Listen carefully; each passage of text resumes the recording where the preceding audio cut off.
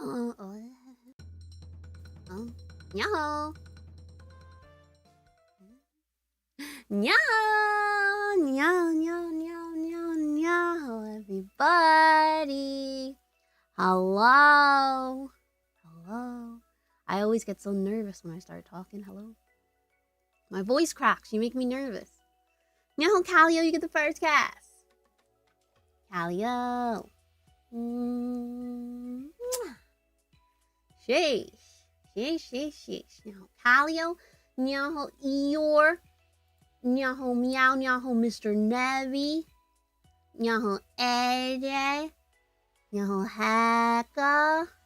Nyaho, Alibot. Nyaho, Blood Angel Enjoyer. Oh my goobus, Blood Angel Enjoyer. Are you in for a stream? You might enjoy this one. Devastation of BAAL trilogy? You mean the Dante trilogy? I heard I'm gonna love Dante.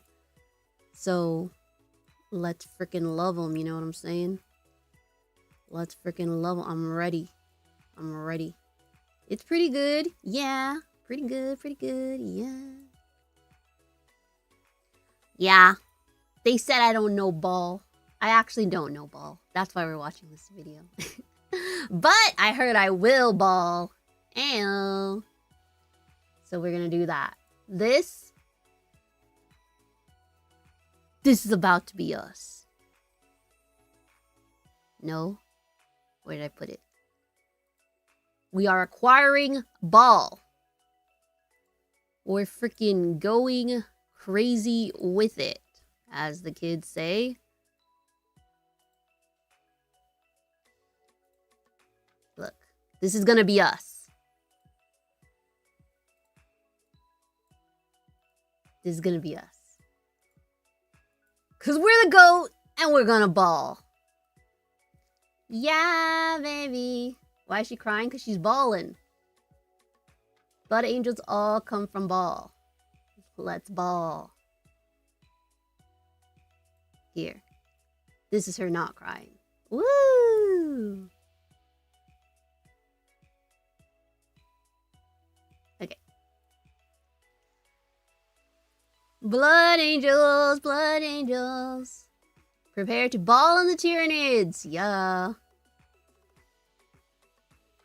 I'm prepared to ball. Are you prepared to ball? I'm prepared to learn BAAL, to know BAAL. Sheesh.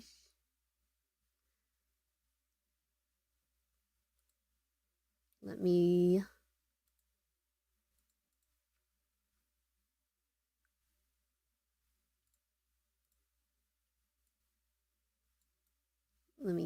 keep that right here. That's for you guys. We are starting with the Remembrancer, the devastation of BAAL. Okay, so last time you guys were like, we need to learn about BAAL. We need to know BAAL. Jerma, who is fake and not here right now, recommended this video, and I think a few other ones of you guys also said the Remembrancer. You guys love the Remembrancer. We got a nice short little 1 hour video, and then we're gonna end it with Krakduk, because I love Krakduk. Hello? Krakduk might be my Oshi. Krakduk might be my Oshi. We'll talk about that later. But let's get into the BAAL. Someone timestamp when the reaction starts. It's right now, 7:20. A terrible dragon shall come, coiling from the void below. Through deadly cold and through stone, it shall pass and yet live. Across the heavens it shall uncoil. There it shall battle the giant. Under light of blood-hued stars, it shall devour all. The devastation of BAAL! Bum, bum, bum, bum. Nyaho. Nyaho Timo, Nyaho Sadabi, Nyaho Kit Kat. Let's learn BAAL! Hello, Mr. Flesh Terror. Who's that? The Imperium of Man has endured rampages from untold monsters across the void. Crud migrations, chaos incursions, and the resurgence of soulless automatons alike, harrying its vast fiefdoms. Surviving each and every attempt by our enemies to sunder the Emperor's glory, there is one foe which in the span of less than a millennia has regardless proven exceptionally Algorithm dangerous. glitch. For today, we shall elucidate the resurgence of the great devourer of the stars, a leviathan of uncompromising brutality, cunning, and remorseless hunger. The devastation of BAAL, the Third Tyrannic War. The Third War. BAAL strikes back. Abraxas tensed as the location Teratus had indicated flashes on his slate monotron. It was less than 10 meters away. As the Vox officer had claimed, there was indeed the fading pulse of a human life sign, a blue dot winking unsteadily at the heart of a cylindrical space nearby. What Abraxas had taken at first glance for a wide chimney or maintenance duct was, on closer inspection, a chamber with its roof open to the stars. It was occupied by a dying human, and if the vague smudge around it was anything to go by, his killer to boot. The Tempestor Prime extended a hand with 3 fingers pointed towards the largest men in his squad. The trio of killers muscled to the front, dutifully flanking him as he padded down the corridor. Within moments, the circular chamber was on the other side of the graffiti-covered wall. Abraxas pulled something from under his cloak, carefully removing a long-defunct shrieker skull from a dusk alcove in the brickwork and replacing it with a live crack grenade. He stepped back and turned away, motioning for his men to do the same. The fingers of his gauntlet counted down. 5, 4, 3, 2. On the count of 1, the crack grenade detonated with an ear-splitting bang. Boom. A moment later, Abraxas and his scions barreled into the wall with the force of a charging ogrin. An entire sector of glass-screed wall shattered outwards. Abraxas and his men rolled with the charge and came up in gun crouch readiness. Ooh. The They rolled it. They freaking rolled in. Imagine them rolling in. Like I do in Space Marine 2. Wow. Took in his surroundings in a single second, but the sight would stay with him to his grave. Shield of BAAL, Leviathan. Though the Imperium of Man... Or, if you're from Brazil, Leviathan.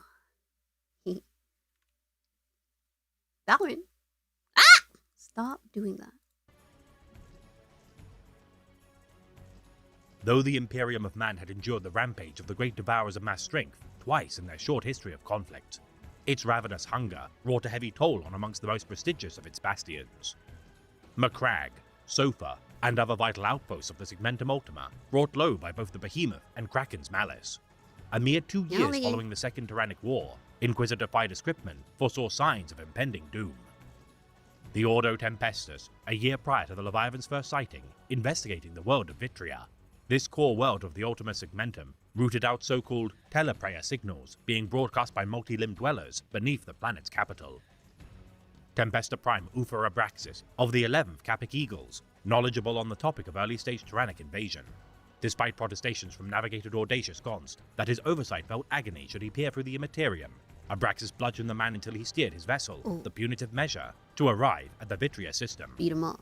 Descending to the planet's surface via the Valkyrie, Winged Persecution. Within the city of Viapolis' Maravat docks, Abraxas uncovered a Genestealer burrow under advisement of the Commissariat. Beginning the purge of the cult, the Tempestor Prime led his forces into the heart of their complex, stabbing the Broodlord through its eyes with his knife, at the cost of many of his men's lives, allowing for his moment to strike.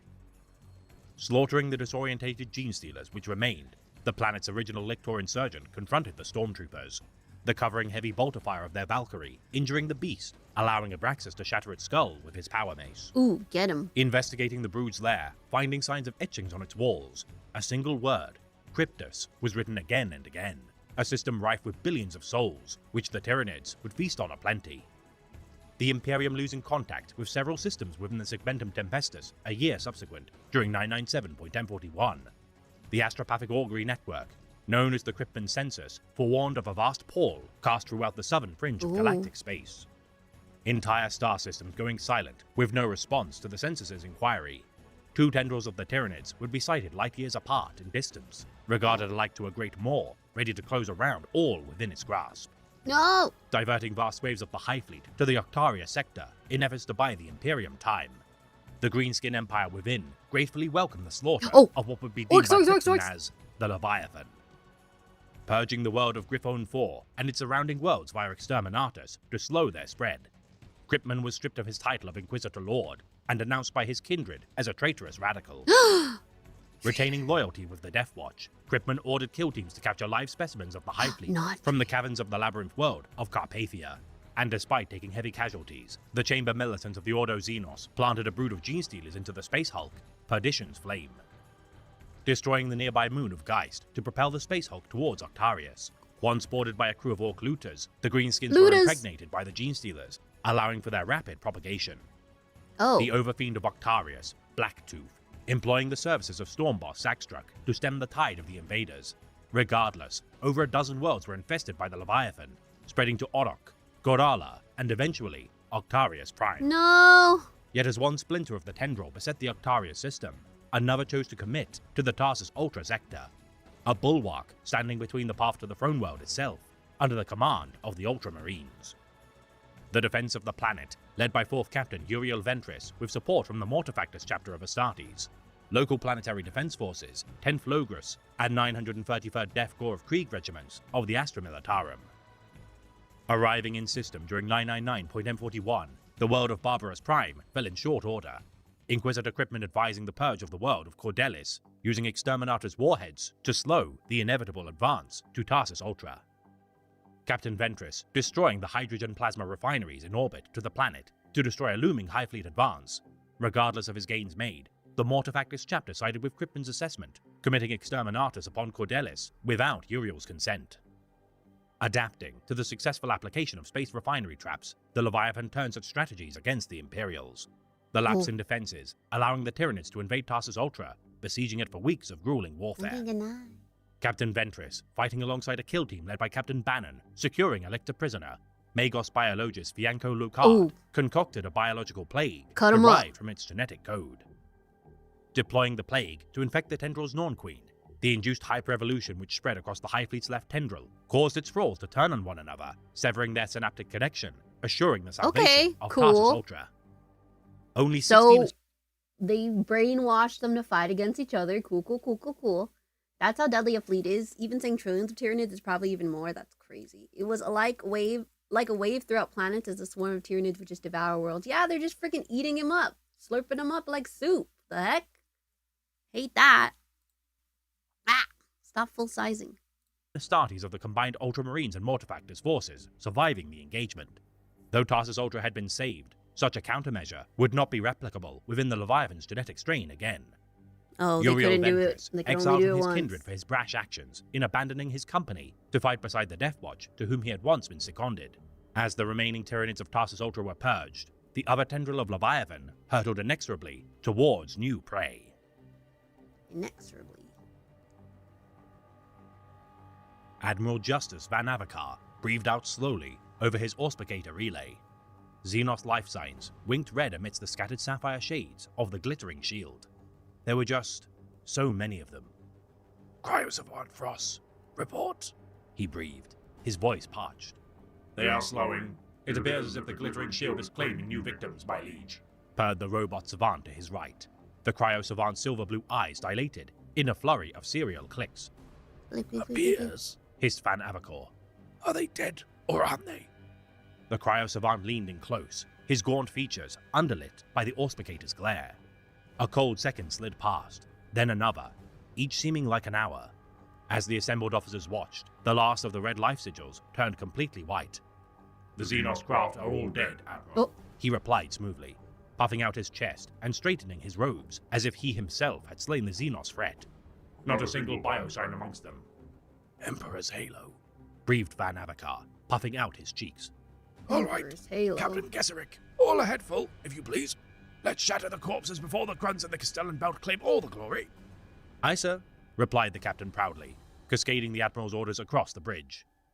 The Brutus came alive with activity once more. Van Avikar returned to his command throne, surreptitiously wiping sweat from the back of his neck. A narrow escape, to be sure. The Admiral's mind filled with visions of promotion as he began laying plans for the total destruction of the Tyranid Hive Fleet.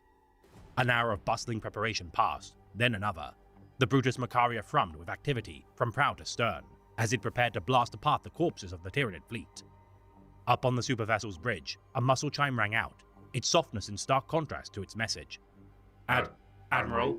Stuttered Frost. The lights on the auspicator below his jutting chin were changing color, turning his haggard face from pallid white to an unhealthy red. Uh-oh.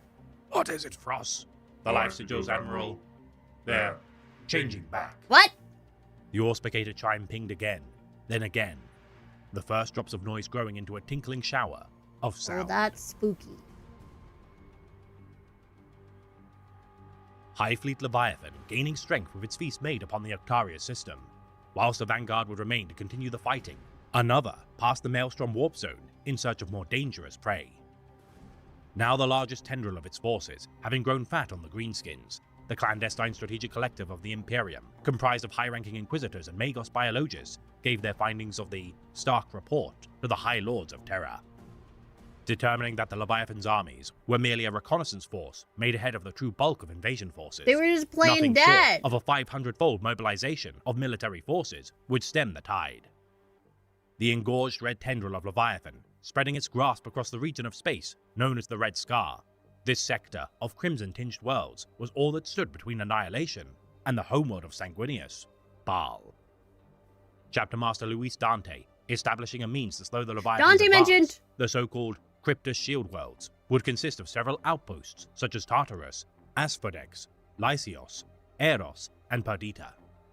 Buying time for the Astartes, as Dante sent word for every successor chapter of the Blood to make all haste to defend the BAAL system. The first line of mortal defense, consisting of Tempestus Scions, Order of the Sacred Rose, and innumerable guard regiments, stood fast. The twin sons of the Red Scar, known as the Eyes of Cryptus, causing carcinomas and skin radiation to those who do not shelter from their embrace. Though billions toil beneath its rays, the Imperium for years had struggled to fully capitalize on its vast mineral wealth.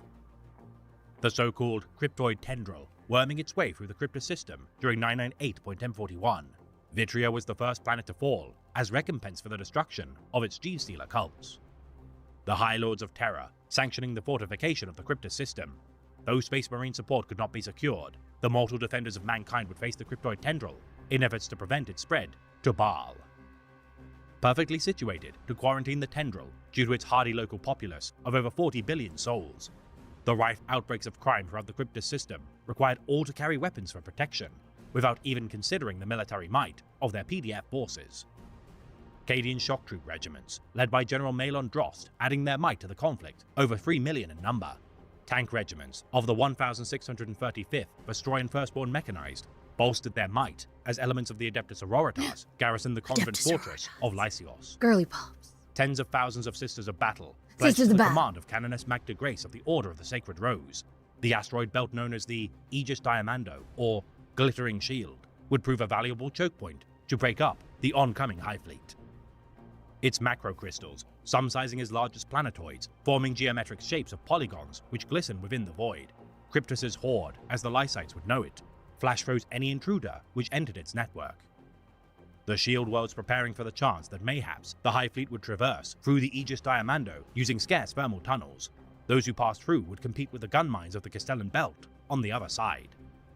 The shadow in the warp, casting its pall over the Cryptus system, the first wave to attempt to traverse the glittering shield, ploughing through en masse rather than into thin columns. Such forces were rendered into frozen stellar debris, seen initially as a great victory for the Imperium.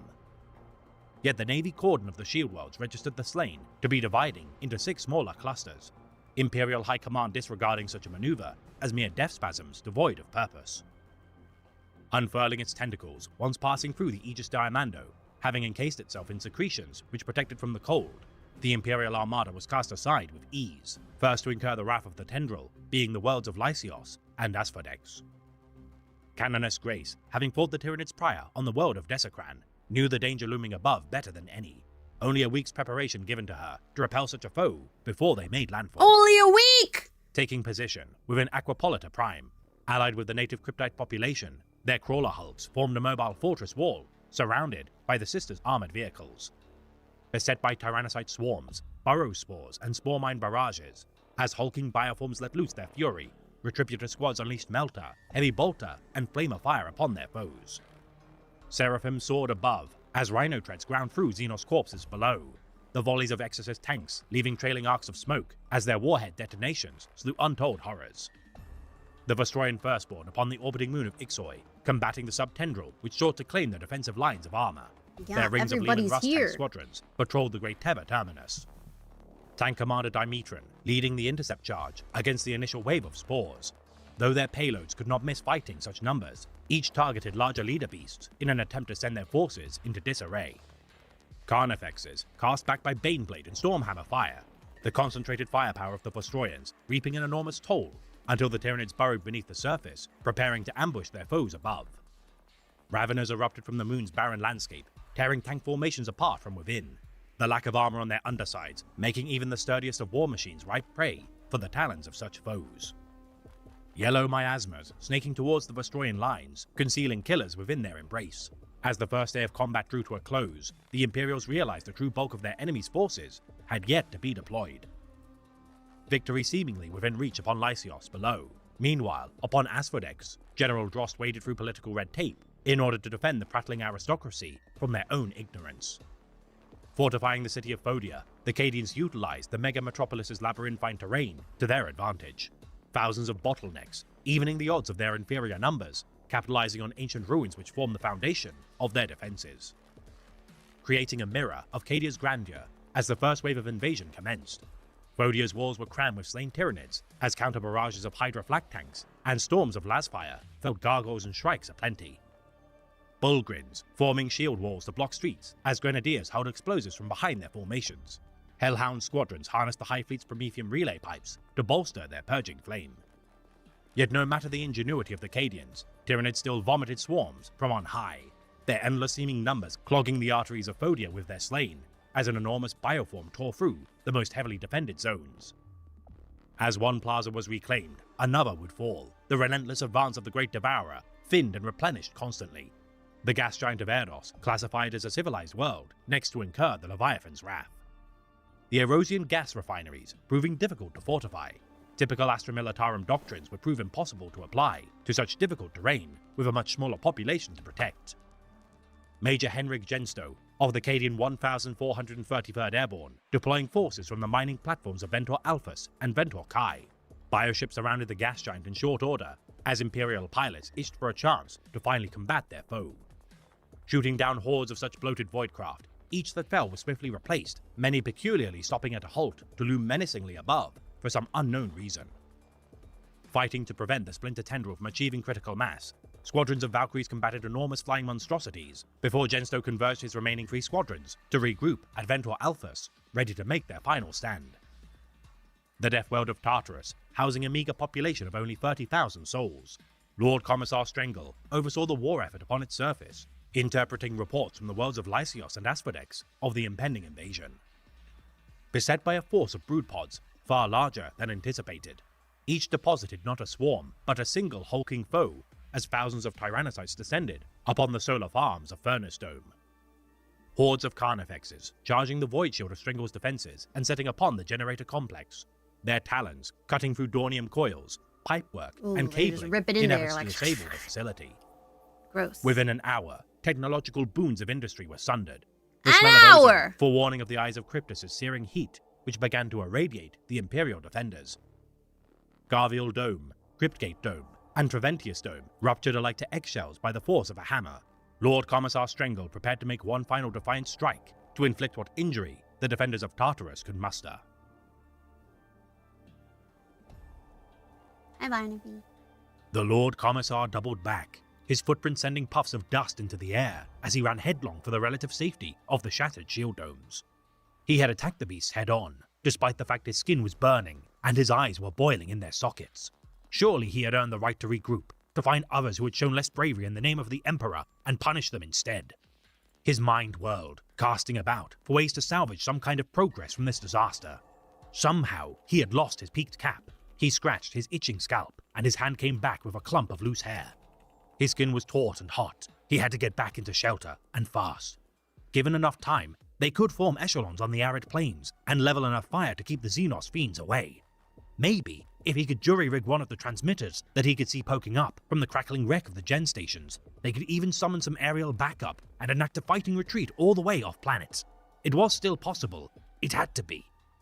Strengel sprinted for the shelter of a ruined Vox Dome, with skull-tipped antennae bristling from its roof. He darted into the shadow, pulling his black greatcoat over the brass of his carapace armor to blend better with the darkness. Out on the Tartaran plain, he could still see the Xenos monsters rampaging through the Cadian lines, unstoppable as an avalanche of boulders and just as impervious to harm. There was a screech of metal from his right. The Lord Commissar turned, bloodshot eyes wide, a small part of him hoping to see a fellow human, but the better part of him knew that he would see nothing of the sort. Not Two a narrow human. eyes stared out at him. A bug. Within their void-black darkness, Strangle saw again a cold intelligence that shocked him to his soul. Then the Rechabeast's talon swept down, and Strangle knew no more. The raindrops of slaughter He had now died! formed He into died! The bugs got his ass! Oh no! deluge. The world of Asphodex enduring reinforcements by zoanthropes, which beset their armored sentinel and Baneblade vanguard. Genestealers rising from the depths to harry the Cadian lines as Tyrant guards drew fire from their advance. The invasion's Hive Tyrant carved through the Bulgrin lines, breaking what morale remained. Reinforcements of the Capic Eagles of the Militarum Tempestus, descending from the heavens in the Cadian's time of greatest need. The winged persecution deployed squads of peerless warriors as Tempesta Prime Abraxas beheld the war he had foreseen on Vitria. Evacuating what could be salvaged from the ailing Cadian lines, capillary towers descended upon Asphodex, unconcerned by the mortal defenders as the Feast of the Leviathan began in earnest.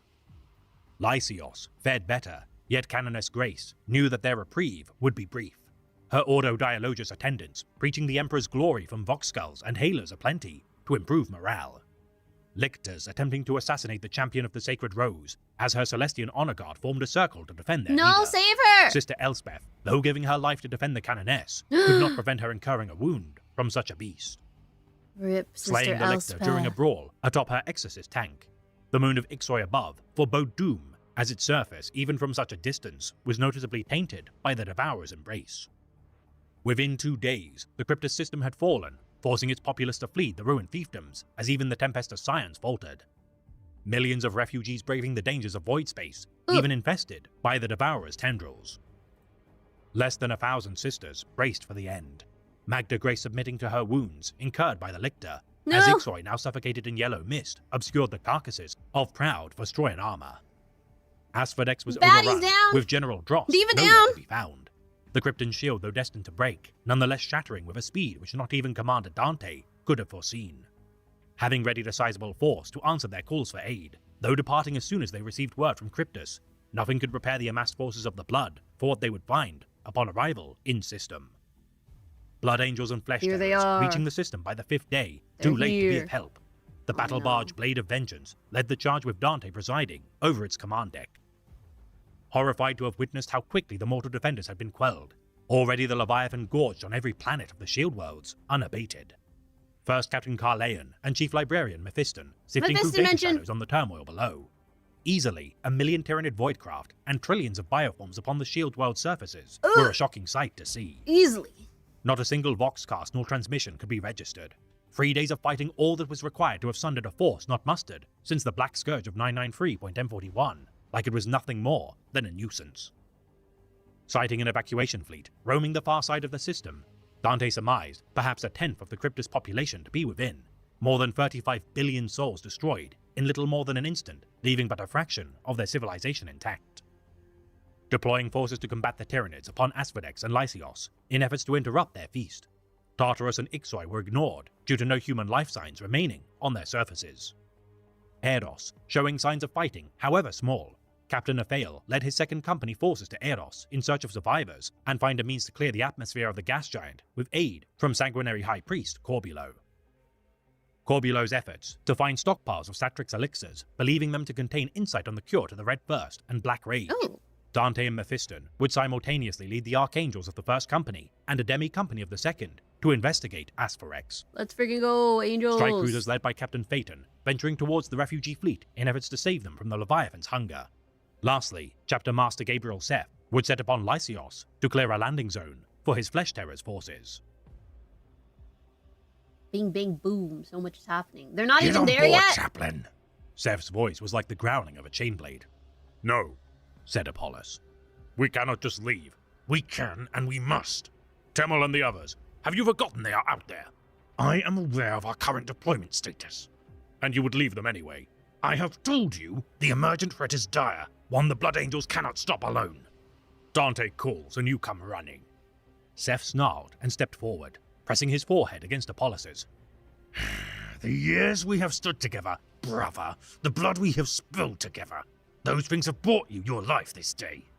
Seth bunched his fists. On Sanguinius's name, if you ever speak to me in such a manner again, I'll kill you. Brothers, Apollos please. led his group in silence. Harahel felt his finger drift to the activation stud on his eviscerator.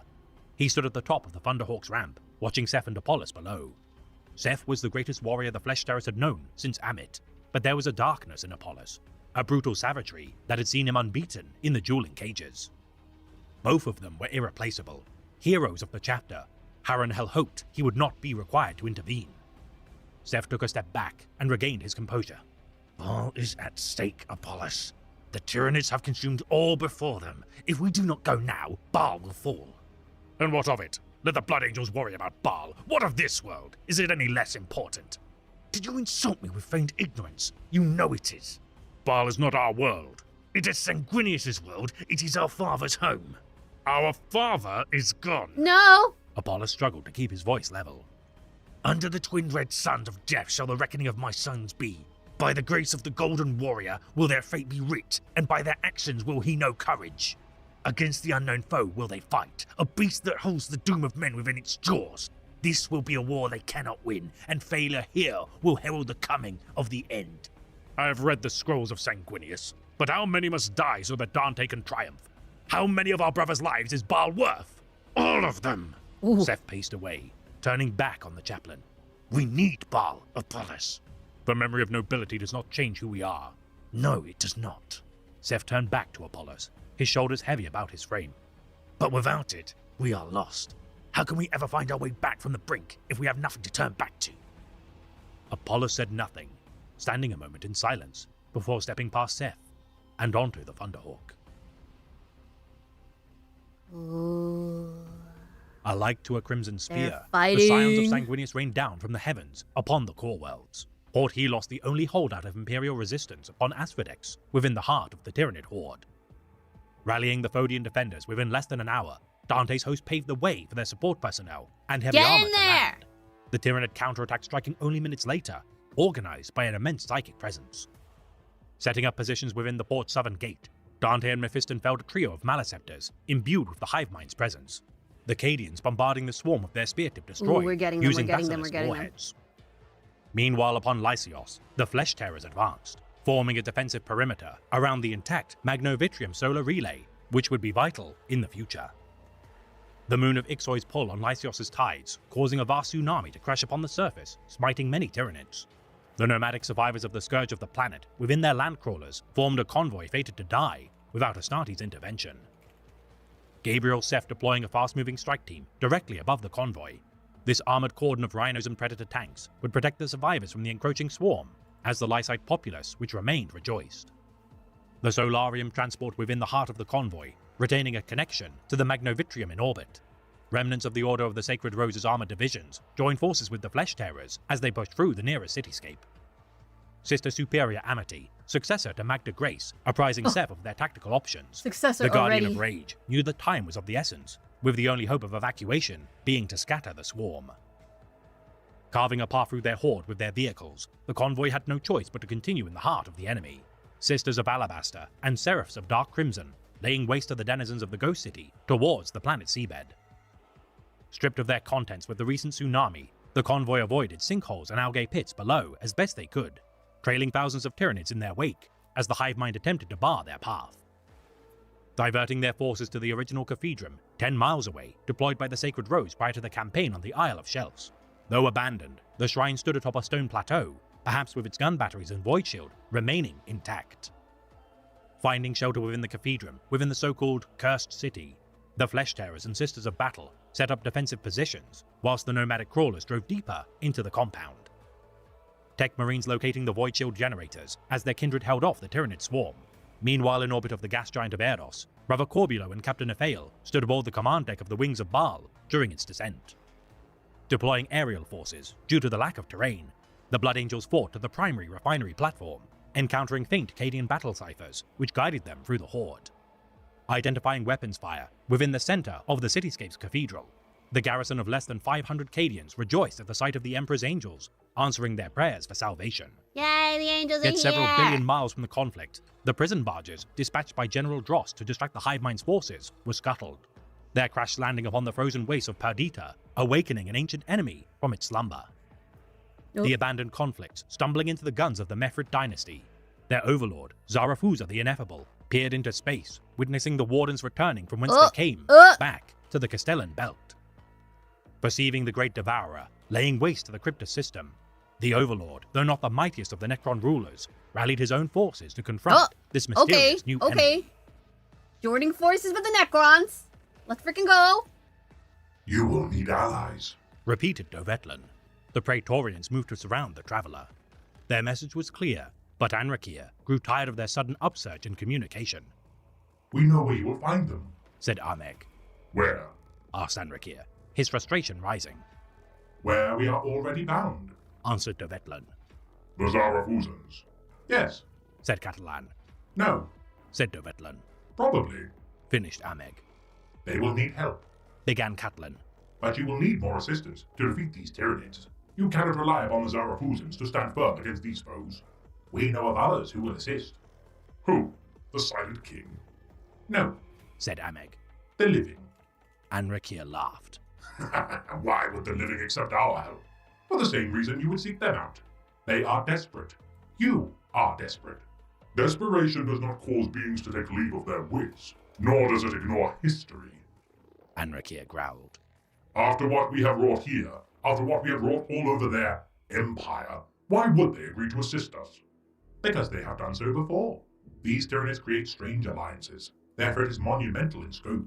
The Silent King knows this, and has allowed for a loosening of the old prohibitions. You have hinted at this alliance before. Your decorations betray an organic taint. We fought alongside the humans at the Silent King's command once before. The alliance was convenient and ensured his victory there. Said Ameg. We wear these decorations as a mark of honor and a reminder. Tell me more. Said Tell me Anrakia. more.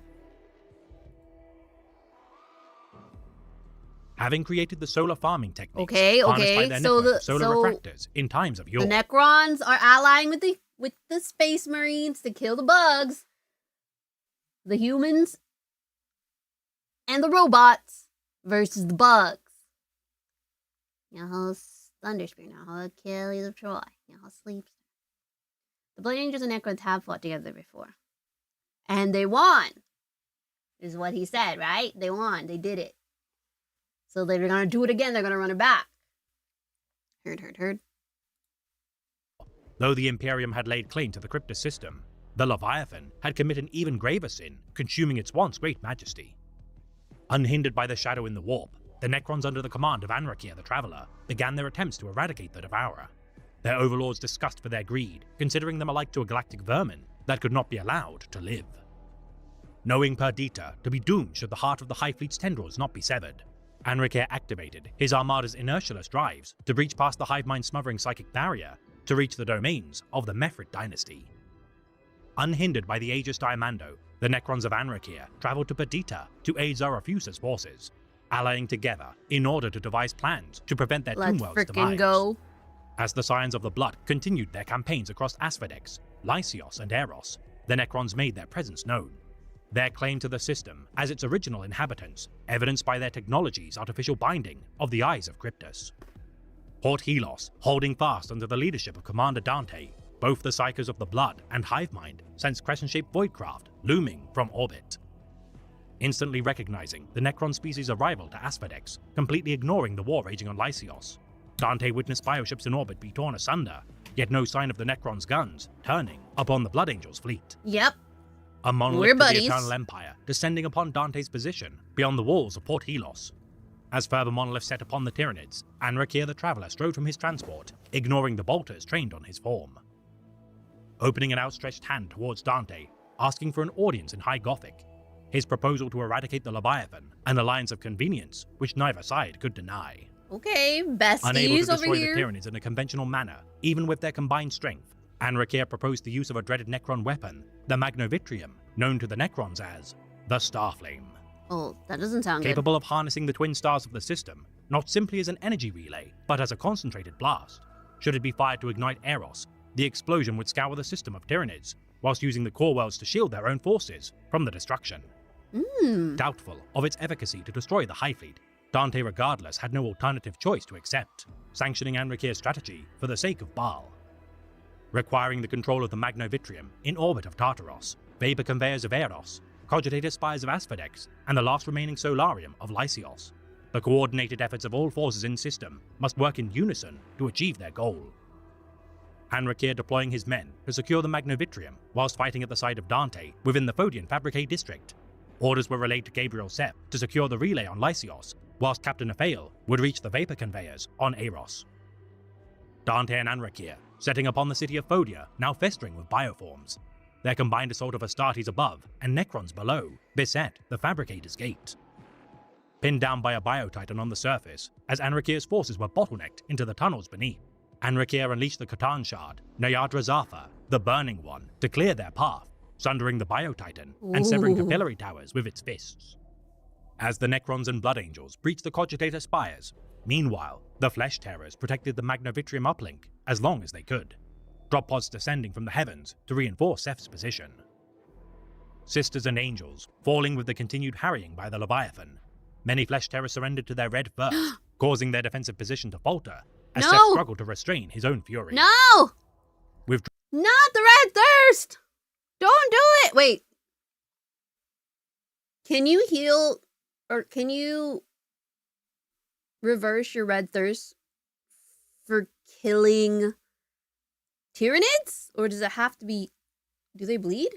Because it's blood, right? The red thirst needs blood.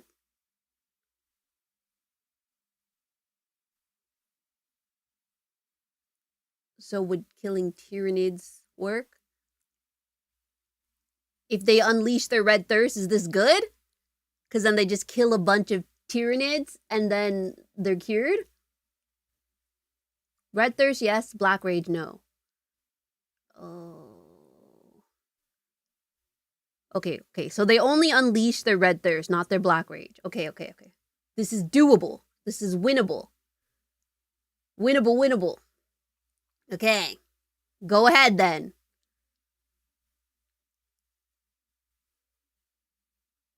No, but can it be calmed down by killing Tyranids? Because they don't have bloods, right?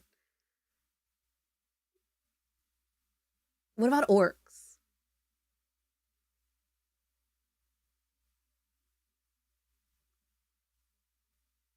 Oh, they can bleed. Okay, so we can kill the Tyranids. We can drink their blood. We can do... Okay. Heard.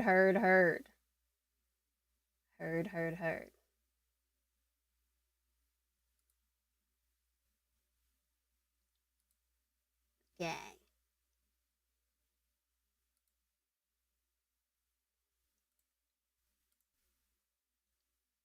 Moving on.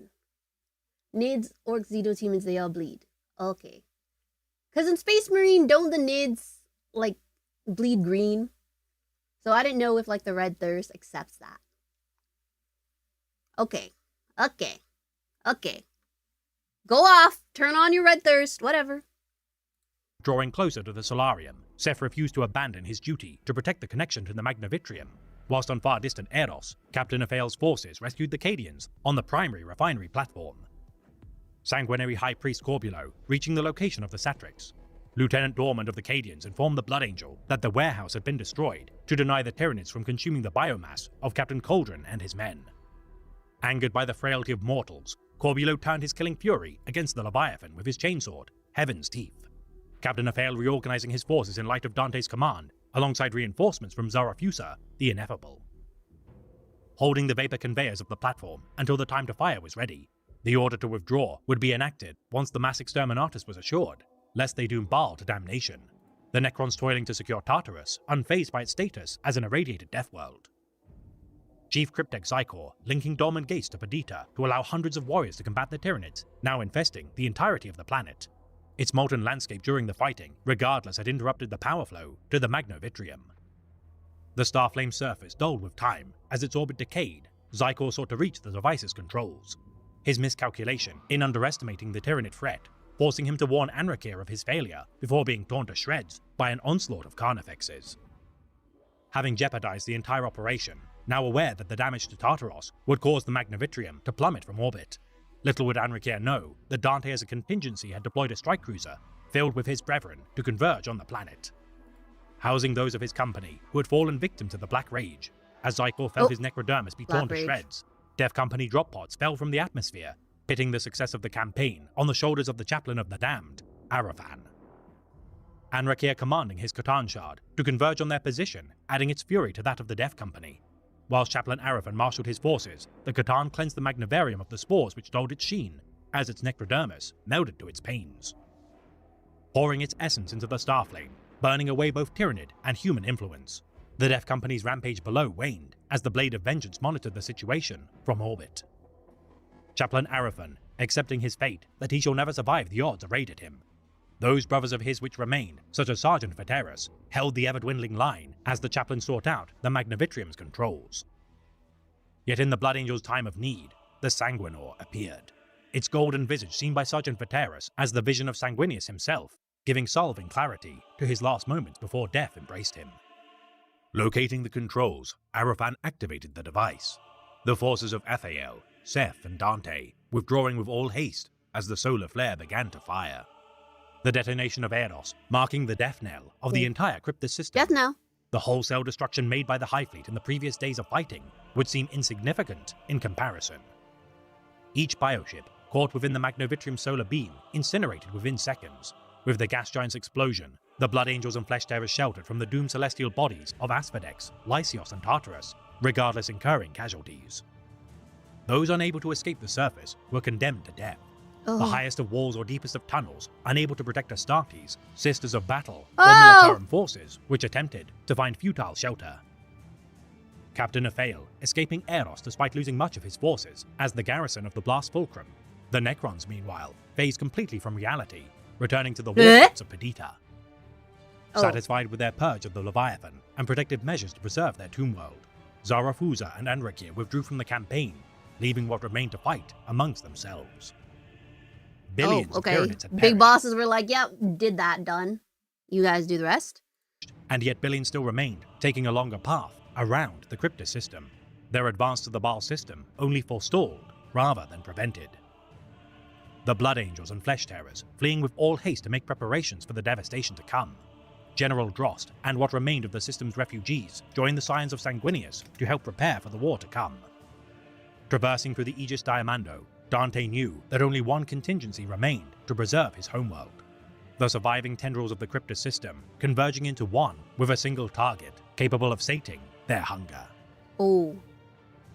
He's gonna freaking make a distraction. He's gonna red, what is it? The bull thingy. He's gonna do that. And he's gonna be like, hey, bugs! Stupid ass bugs! Look at me! Look at me! And then we're gonna get them all in one fell swoop. Easy. Necrons did the quest. There's no need for optional objectives. Okay. You know what makes... Yeah, they wanted to protect their tomb world, right? And so they did it. And they're like, cool, back to sleep for us. See you guys. From the data we have gathered from the Ordo Astra, and which has been provided to us by the Inquisition and other Adepta, we believe this darker course to have been Leviathan's original trajectory, said Dante. See how it looked to be avoiding the Red Scar until this sharp turning to the galactic north, 12 years ago. The Red Scar is a poisonous area of space. The High Fleets as a rule seem to be drawn to rich worlds, those populous or with intact natural systems. They favor sectors with high densities of such planets and avoid perilous areas of space. But in this case, the High Fleet appears to be foregoing richer sectors in favor of a strategic goal. We believe that it is actively seeking the destruction of the Blood Angels chapter. Oh no! A hubbub arose at these The bugs are calling out the Blood Angels by name. words. That is impossible, Commander Dante. Lord Malthus, Chapter Master of the Exsanguinators, blurted the Herald Skull. We have fought against these creatures before. They appear cunning, but they have as much self-determination as a colony of steel mites. They are animals. They do not bear grudges. To Kyle, Chapter Master of the Disciples of Blood, To said the Kyle! Servo Skull. To Kyle! To Kyle. Then why 12 years Sorry. ago did Leviathan alter its course and begin to head directly to BAAL? Said another. 12 years The Skull's ago. announcement went unheard as voices clamored at Dante. Space Marines argued with each other. My brothers, shouted Dante. Scaraban, the chief librarian of the Flesh Eaters, has investigated a great deal of time into investigating this independently of our chapter. Listen to him, then judge. Scaraban left his seat and went through a gap in the table into the hololith at the center of the room. As he talked, he strode through the stars like a celestial being. His forestaff glimmered with unearthly power, Runway. as if he could not quite separate himself from the warp. We in the Imperium see the Tyranids as a collection of creatures linked together through psychic interface, he said. It is an understandable misconception. We compare the things we fight to other foes. In this case, comparison begets false truth. There is nothing like this race of beasts in this galaxy, and therefore, nothing to accurately compare them with. We have faced heaving masses of creatures and see armies of individuals. We observe the higher forms appearing to make decisions and directing the lesser, and see officers or slave masters. The Tyranids appear as a race like any other, one that has incorporated many species into its genetic memory, and that employs radical gene engineering and psychic slavery. This is the logical interpretation. It is also wrong. The Tyranids are winning their war because the Imperium has been blind to their, or I should more accurately say, its true nature. You know the truth of its being. Chapter Master Geron of the Angels Numinous, said the skull. Its gravity motor growled with effort as it flew back and forth across the room.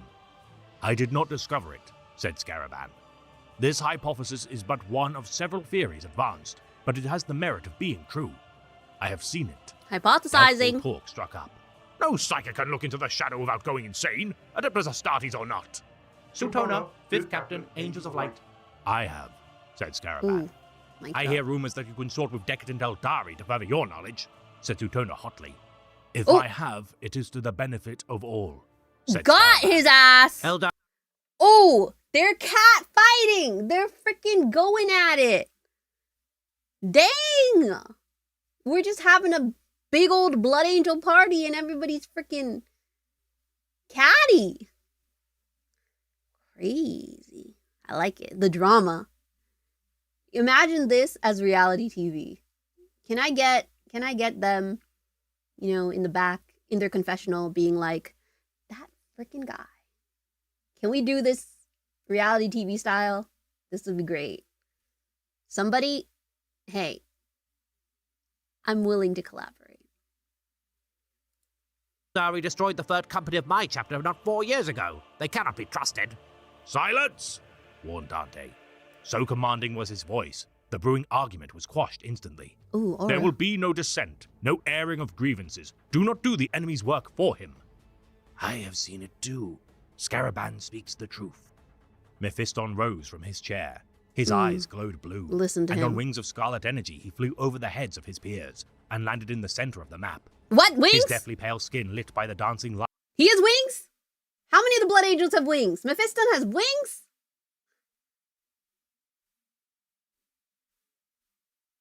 Those of the Blood are known to have hot tempers, yeah. Exactly why they would make a great reality TV show. I was wondering how many Blood Angels have wings. Psychic wings! Got it. No, nobody has real angel wings. Like Sanguinius. Got it. They're just psychic wings. He can just do stuff. Cool. Hey, Mephiston, he just does that. Great. Light of disturbed hololithic star systems.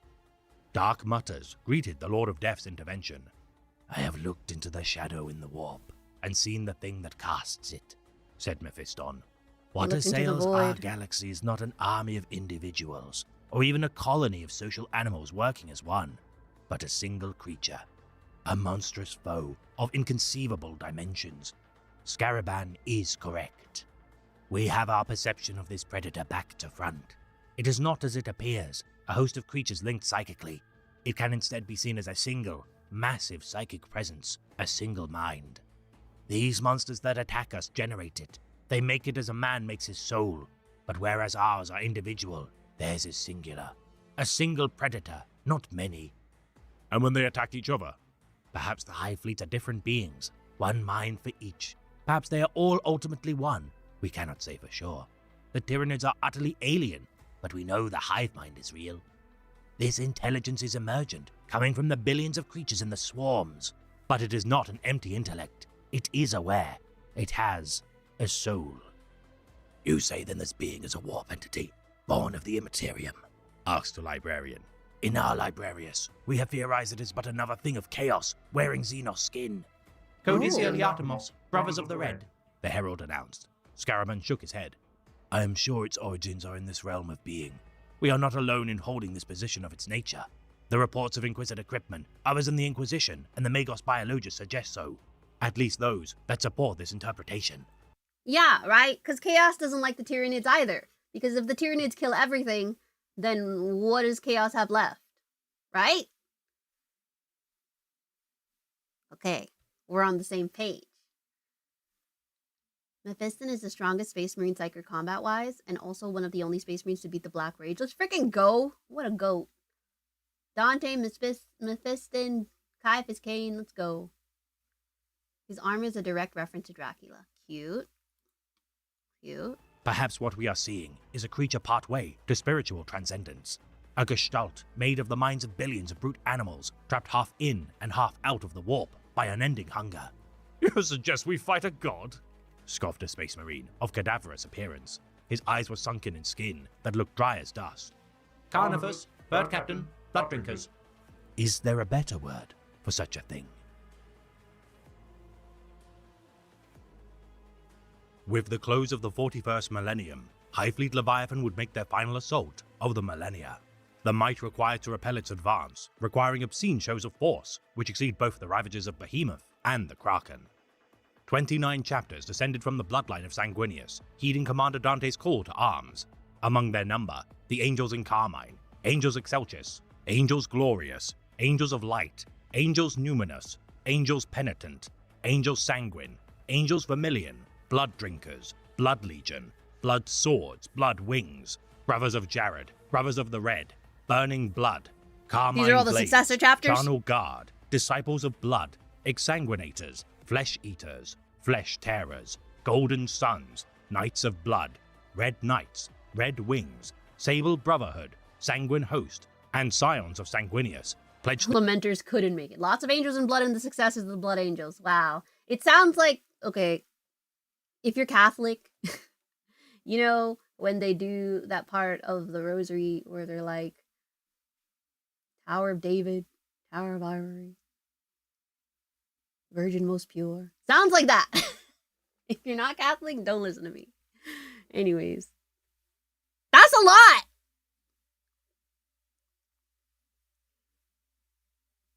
So sad given their luck. Would they have made it? Would the Lamenters have made it?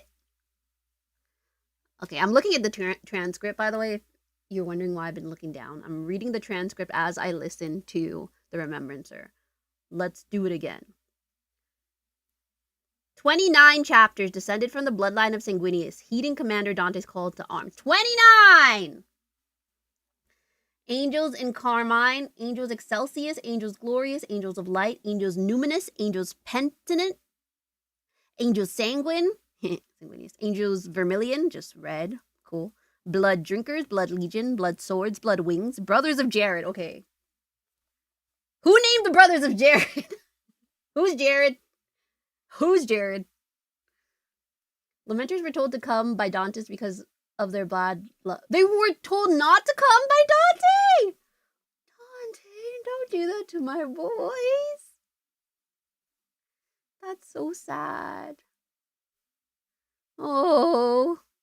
Burning Blood, Carmine Blades, Charnel Guard, Disciples of Blood, Exsanguinators, Flesh Eaters, Flesh Tearers, Golden Sons, Knight of Blood, Red Knights, Red Wings, Sable Brotherhood, Sanguine Host, Scions of Sanguinius. Okay. Who named the Brothers of Jared? Who's Jared?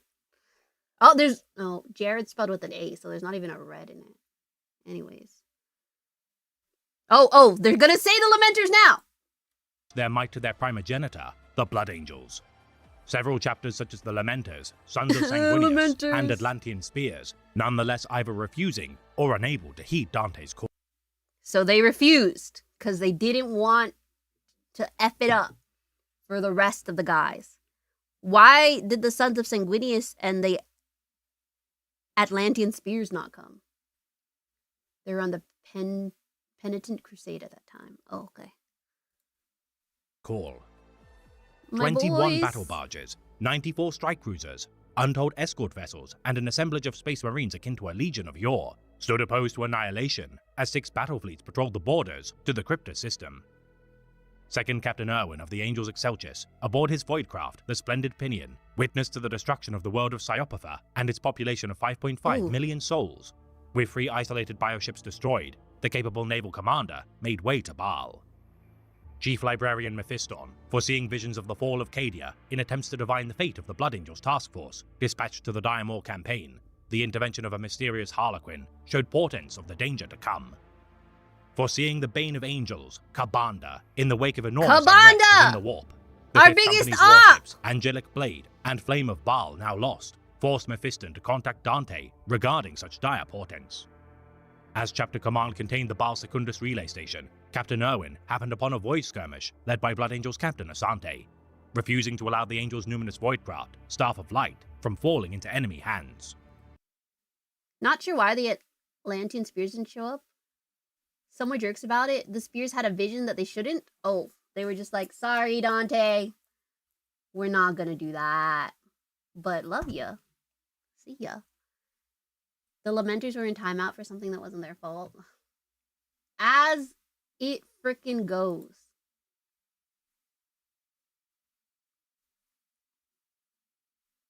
As it frickin' goes. No, Liara. Boarding the voidcraft, rooting out the Genestealer infestation within.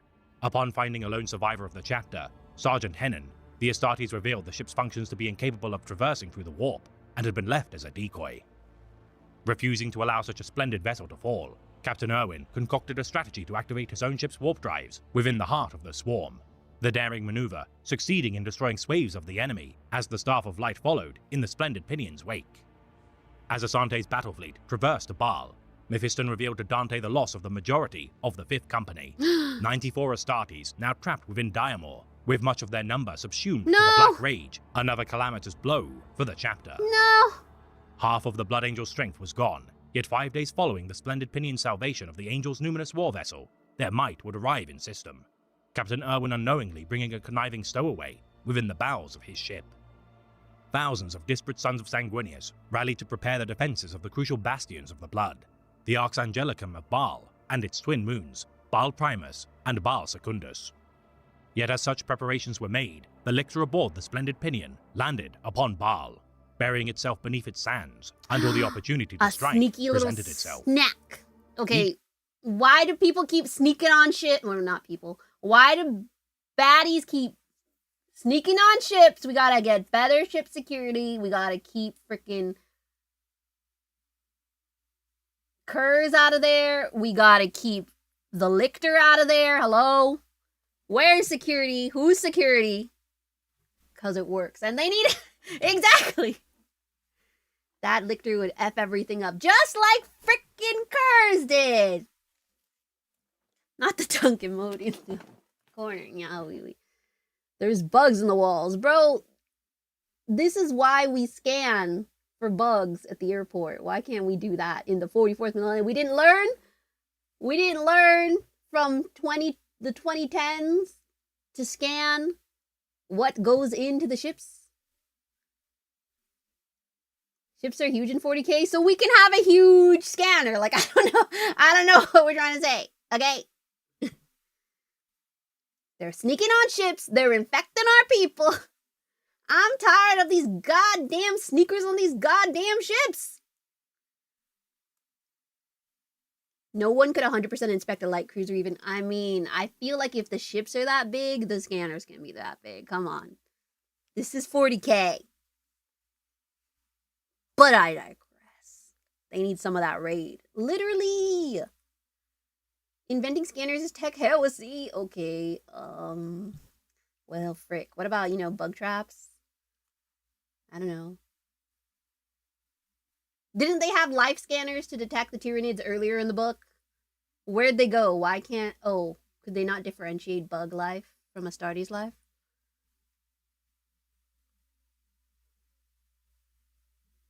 Okay, well... It would be heresy to make a new one, you're right. I don't know, have little serval skulls run around looking for stowaways or something. This is 40k and most scanners were lobotomized flying skulls. Exactly, pull in the skulls. Pull in the skulls. Come on. Each captain of the blood, unsure of their standing amongst the assembled hierarchy. All regardless, willingly fought at the behest of their ancient commander Dante. Ooh. His pedigree Oh yeah. as perhaps the most... They're all successor chapters, so Dante isn't their chapter lord. Because they have their own. All 29 of them were still like, yeah, but we're listening to Dante. Love that. Aura. accomplished living warrior of the Astartes, undeniable. Chief Librarian Mephiston, delving into the depths of the Sorcery Arcanum to speak with the entombed custodian of its fell relics, the former Chief Librarian, Lord Marist. This enormous dreadnought allowed the Lord of Death passage to converse with an ancient imprisoned foe sealed within the Vault of Marist. Interrogating the chaos-corrupted Xeno. Aren't lictors the one that go under the sand in Space Marine 2? This is my point of reference. Lictors are the snake ones, right? That go on, right? Hold on. I need to Google a lictor. I hardly know her. Oh. Wait. No.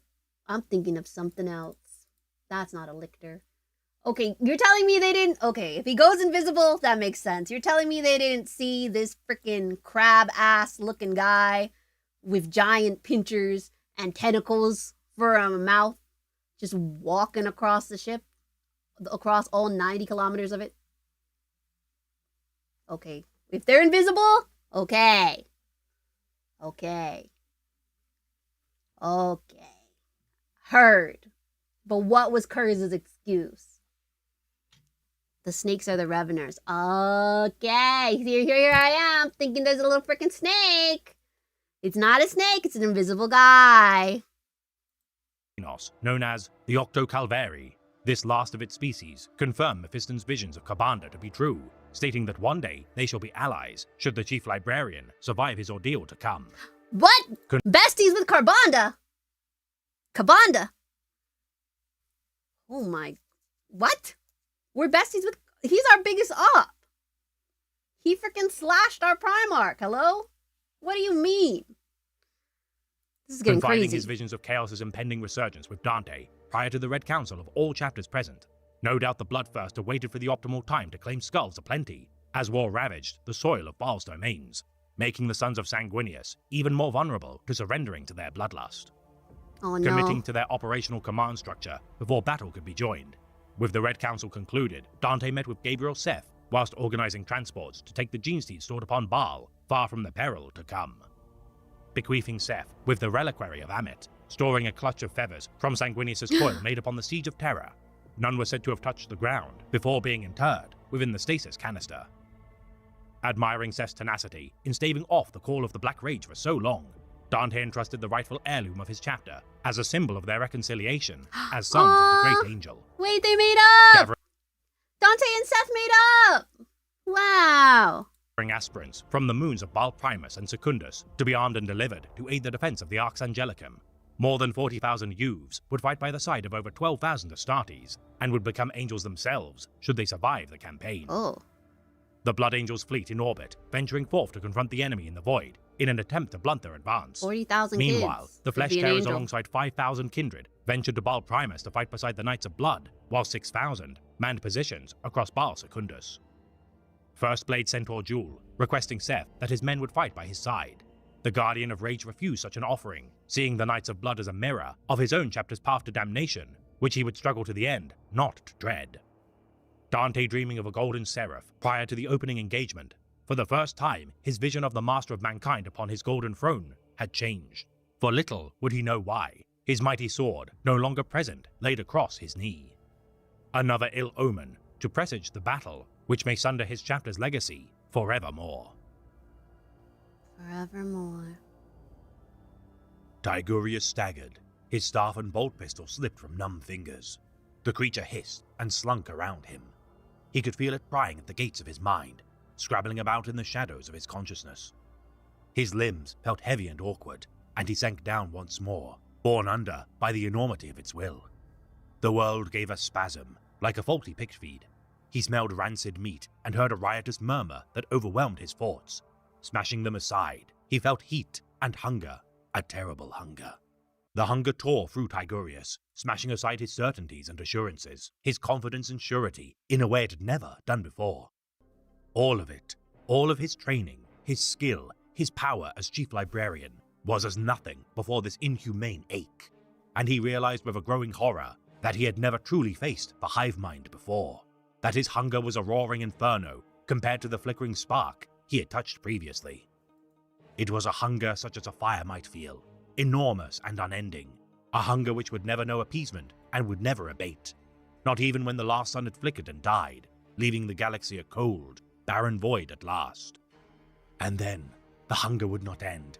Even then the hive mind would hunt, feeding on itself until at last, the surviving shard of its intelligence withered and starved, alone in the dark and quiet. But before that, it would feed on every world. It would batten on every star and strip every system and sector of life. The Imperium would fall to it. There would be no salvation, no last-minute reprieve. The murmurs grew in volume, and he clutched uselessly at his head, trying to block them out. As Tigurius fought, trying to shutter the gates of his mind, scraps of sound and memory burned across the horizon of his fort. He saw flickering images, as if he were seeing through the eyes of the hive mind as it spread out to consume Ultima Segmentum. He heard the slow scrape of the monster's claws as it advanced towards him across the street, but he could not rise to confront it, could not stifle the images which overwhelmed his mind with thoughts and memories not his own. They were flashes only, brief moments of time, crystallized and vivid. He saw Sisters of Battle fighting back-to-back with Militarum Tempestus Scions as a tidal wave of chitin and talons loomed over them, ready to sweep them aside. He felt fear and pains as the images burst like a bubble, parting to reveal a Terminator clad in the crimson heraldry of the Blood Angels chapter, grappling with a multi-limbed broodlord in his burning ruins of an imperial palace. As the broodlord swiped its cruel claws across his brother Space Marine's chestplate, Tigurius clutched at his own, feeling the pain of the blow as if he'd taken it himself. His mind reeled as the scene wavered and tore, revealing the sleek voidcraft of the Eldar, locked in battle with a swarm of flying horrors birthed by the Hive Fleet.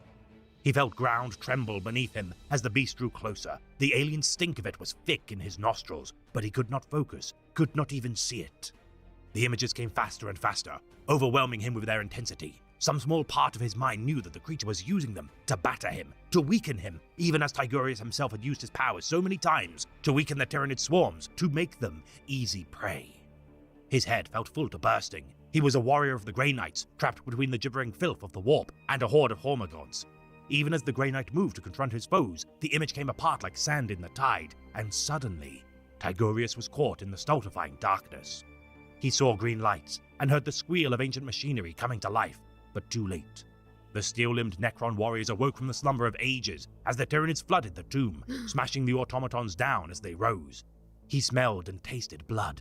Blood angels and flesh terrors fought against overwhelming hordes beneath a blood-red star, and he felt their rage and madness as if it were his own. It threatened to overwhelm him, and he cried out. The image shattered, and he was smashed to the ground by a heavy blow. Another blow caught him across the back, and he felt his armor rupture. He rolled over with a groan, mind sluggish, body barely responding. Hoses popped and seals burst in his armor as its weight settled on him, driving his wounded back against the street. Its featureless skull loomed over him as he struggled uselessly against it.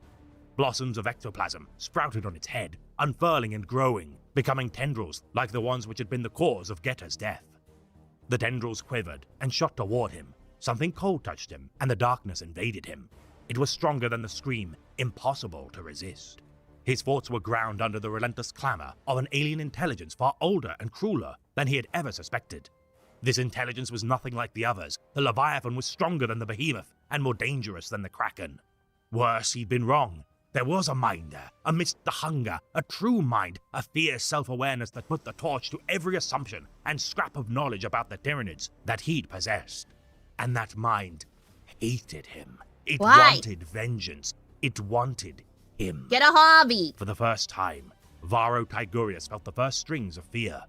Such a thing could not be defeated. His will was as nothing next to that of the hive mind. It would devour him, and the Cantipore, and after that, the subsector. It could not be stopped. Even holy terror would fall. Ugh. As the Void We War gotta get began, 'em. over 100 of the finest Astartes warships known to man plunged headfirst into the fray. Captain Irwin among their numbers, as 6,000 Astartes manned their many voidcraft. Broadsides aplenty set upon the vast swarm of bioships, their attempts to fight as a cohesive force undermined, as each in turn were isolated and torn apart by overwhelming hordes of smaller organic voidcraft and spores. Dozens were cut down, yet hundreds remained, a second wave of the Hive Fleet disgorging untold thousands more ships into the midst of the battle, as several chapters including the Angel's Excelsius were annihilated. Captains Bellerophon, Asanta, and Irwin, all perishing during the doomed formation. This war would be determined on the soil of BAAL, as what remained of the rapidly dwindling fleet withdrew from the catastrophic engagement. The Sanguinary Brotherhood taking up arms within fortified heresy-era ruins of BAAL. Most important of all defensible positions would be that of the Arx Angelicum, the moat created to surround its domains, filled with thirst water to stave off the ground assault, further bolstered by their fortress monastery's immense void shield. Mycetic spores darkened the skies as the shadow in the warp guttered light from the stars. The constant rain of artillery and bolter fire unleashing wrath not seen since the dark days of the Siege of Terra itself. Chief Librarian Mephiston gathering his fellow Witchkin to seek a means to prevent the return of Ka'Bandha. Upon ruby wings, the Lord of Death led the charge of his transport to the Kruar Mountains, far beyond the Angelicum's boundaries. Conducting a dangerous ritual within the mountain's vast quarry Ruberica, or Heart of BAAL, the librarians confronted the demon within the realm of Khorne, yet failed to prevent it breaching the portal to the Blood God's realm. Oh, he's here. Escaping into the mortal realm, descending upon Baal Primus to face hordes of the Tyranids. Ka'Bandha's escape had trapped Mephiston and his cohort within the Ruberica, preventing them from aiding No! their beleaguered kin. The constant barrages of warfare stirring the Lictor insurgent which had remained hidden amongst the sands of Baal. The war zone's destruction alerted the creature to a fatal flaw which would harry the Astartes' defense. Discovering a long-forgotten tunnel leading directly into the Arx Angelicum, the Ravagers of War had dislodged its once sealed entrance, allowing for the Lictor to rally a band of gene-stealers to accompany it into the heart of the how fortress. convenient. As 10 waves passed above, deploying massive bioforms such as Hive Tyrants and Tervagons into the fray, though the Astartes held fast with their void shield intact, the Lictor directed its thralls to attack the Blood Angel's Hall of Sarcophagi. Dante alerted to the threat within, procuring a jet bike to hasten his intervention. Ooh. Not even a relic of the White Scars would have hastened the ancient Astartes in time to prevent the loss of the neophytes within. The stalwart defense of over 30 battle brothers, unable to stem the slaughter. Grieving at the loss of the promising future of the chapter, slain within their state of rest, Dante would find no reprieve as the Lictor insurgent managed to infiltrate the Arx's shield generator systems, sacrificing its own body to overload its power source. Oh, that little F. Demanding his tech marines to shut down the void shield to prevent over 60% of the fortress's systems to fail. The Tyranids could no longer be prevented from overwhelming the second line of defenses, as 5 chapter masters gave their lives to hold the line for their retreating peers. Oh! As the Arx began to falter, the Flesh Terrors fared little better. The attempts to reclaim Angel's Fall, the site of Sanguinius' discovery, now a bloodbath of Xenos Vitae. Setting aside his misgivings of Centaur Jewel, Gabriel Seth upon Baal Primus fought his way to the Knights of Blood.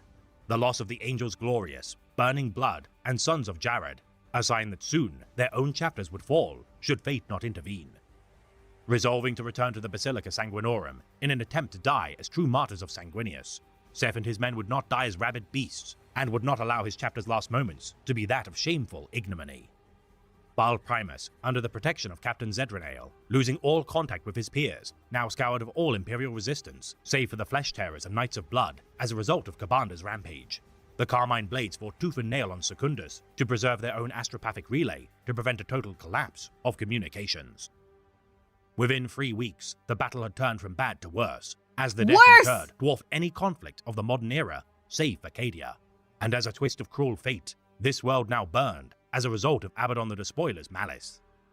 Baal stood on the precipice of defeat, yet as the Tyranids made ready their final attack, a rend in space tore open. Oh. The unfiltered essence of the Immaterium tearing a wound through the shadow in the warp, setting Baal's skies ablaze. The Tyranids screaming as hundreds of thousands perished. The hive mind wounded by such a phenomena reeled as its forces now unbound from its control fell What? into disarray. The sky opened up and killed the bugs! Hello? The warp? Hello?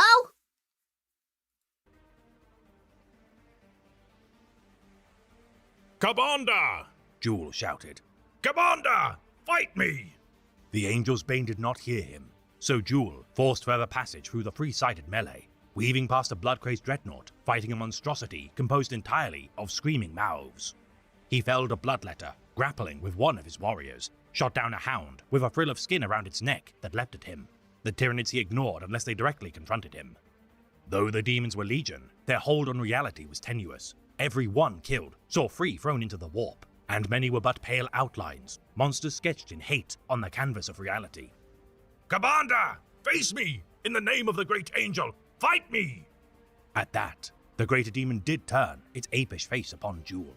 Yellow teeth and red skin grinned horribly at him. Yellow teeth alike to Jewel's own, red skin like his own, and eyes that stared with the same intensity. Brother. A single crack of leathery wings sent Kabanda high over the fray. He landed bowed before Jewel in a billow of dust, his fist planted firmly in the ground. Growling, Kabanda rose up and spread his wings and weapons wide. He looked down upon the chapter master with ferocious mockery. Here I am, Centaur Jewel. I will fight you, though you are no Primarch. The demon took up a combat pose, axe ready to strike, whip snaking back and forth hypnotically. Air shimmered with heat around Kabanda. Steam rose from the beast's unnatural muscles, carrying the stench of rotting blood and Ew. old murder. Ew. Most dangerous Stinky. were the waves of pure aggression, beating off the thing. There was no seduction in the demon's lure, no promise of pleasure or knowledge of the cessation of suffering as the other dark gods offered, but a raw, open invitation to violence and bloody abandon. It hammered against Centaur Jewel's mind, threatening to crack it open and send him screaming into madness. In the black promise of Kabanda, Jewel saw his worst excesses. See how much you are alike to me. Kabanda said, taking in Jewel's hideous visage, the muscles straining in his neck and the blood pounding, fit to burst his veins. Truly, you are Khorne's creatures. Wow, Join he's me calling them and ugly. war by my side in an eternity of glorious slaughter. For you who thirst for blood, I offer oceans to slake your need. Jewel fell to his knees with a groan. His heart ran so fast, something gave inside him. He spat a mouthful of his own blood onto the ground, where it hissed and bubbled. Pathetic. You are nothing compared to your Genesire. By his fury! Said Jewel. He forced himself onto one knee. See how he struggles. Mocked Kabanda. By his fury I shall stand! Said Jewel quickly, fearing the knowledge of words would slip away from his mind and leave him dumb. Ah, fury. Said Kabanda. He cracked his whip. Fury is the power Khorne gives. Only by his gift do you stand, capable of facing me, when any other of your unworthy breed would have ripped his own skin off at the sight. Now turn around and take your rightful place at my side. All your line will be mine, eventually. Seek my favor, become the first. Centaur Jewel looked up into the demon's face and shook his head. No. Very well, you cannot beat me. Jewel laughed, the blood pooling in his throat making it a gurgle. We delay you, monster! Your power is not so great! Already your host unravels! Your time here is limited! You will die. Shouted Kabanda with sudden rage. I do not care! Jewel raised his sword. Sanguinius banished you! I cannot! I come to give you my testament, demon! He said, his voice strangled. They call us monsters, rightfully so. But let it be known to you and your master that it is Sanguinius' fury that gives me strength, not bastard Khorne's! Centaur Jewel roared his last and charged at the Angel's Bane. Ugh. Once the Black Rage sets in, their appearance changes, giving them the uncanny resemblance to Khorne and Berserkers. Oh, so did Jewel also beat the Black Rage? Wait, so Mephiston's red too? Oh. Geron Lita, humble astropath prime of the Carmine Blades, braved the tides of the Immaterium to send a message to any who might hear their plight. His very body struggling to stave off possession by a fell entity to send but a simple phrase. Save BAAL. Save Ball. With only 157 of his own men left, the newly appointed First Blood of the Carmine Blades, Hajin, ended the suffering of his stalwart mortal aid. For little would this chapter master realize of the foe which his servant had foreseen in his last moments. The withdrawal of Gabriel, Oh, Seth, heard, and Centaur heard. Jewel to their transports, interrupted by the Blood God's chosen champion, Karbanda. Though the Tyranids had incurred a devastating blow, the arrival of chaos. Whoa! Sorrow! You did it! Ah, fudge! Time for inflation! Sheesh. A VIP was redeemed. A VIP was redeemed. VIP sorrow. 1, 2, 3, 4, 3, 2, 1. John! Guys, that's crazy work. Channel points. VIP is now.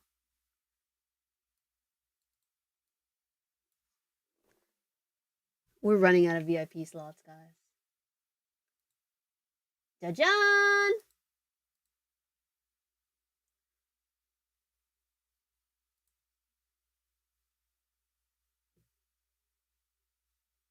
Sarah, post in the Discord so I can give you that in the Discord as well. Only Mephiston did it. Oh, okay, got it. Joel was the leader of the chapter that openly killed people to drink their blood. They were looked down upon by the other. Oh, right. Heard. To the BAAL system further compounded the woes of the Astartes. Fending off the endless hordes of Khorne as their forces dwindled rapidly, Centaur Jewel demanded Seth withdraw his men, as his own damned chapter gave their lives to ensure their kindred's survival.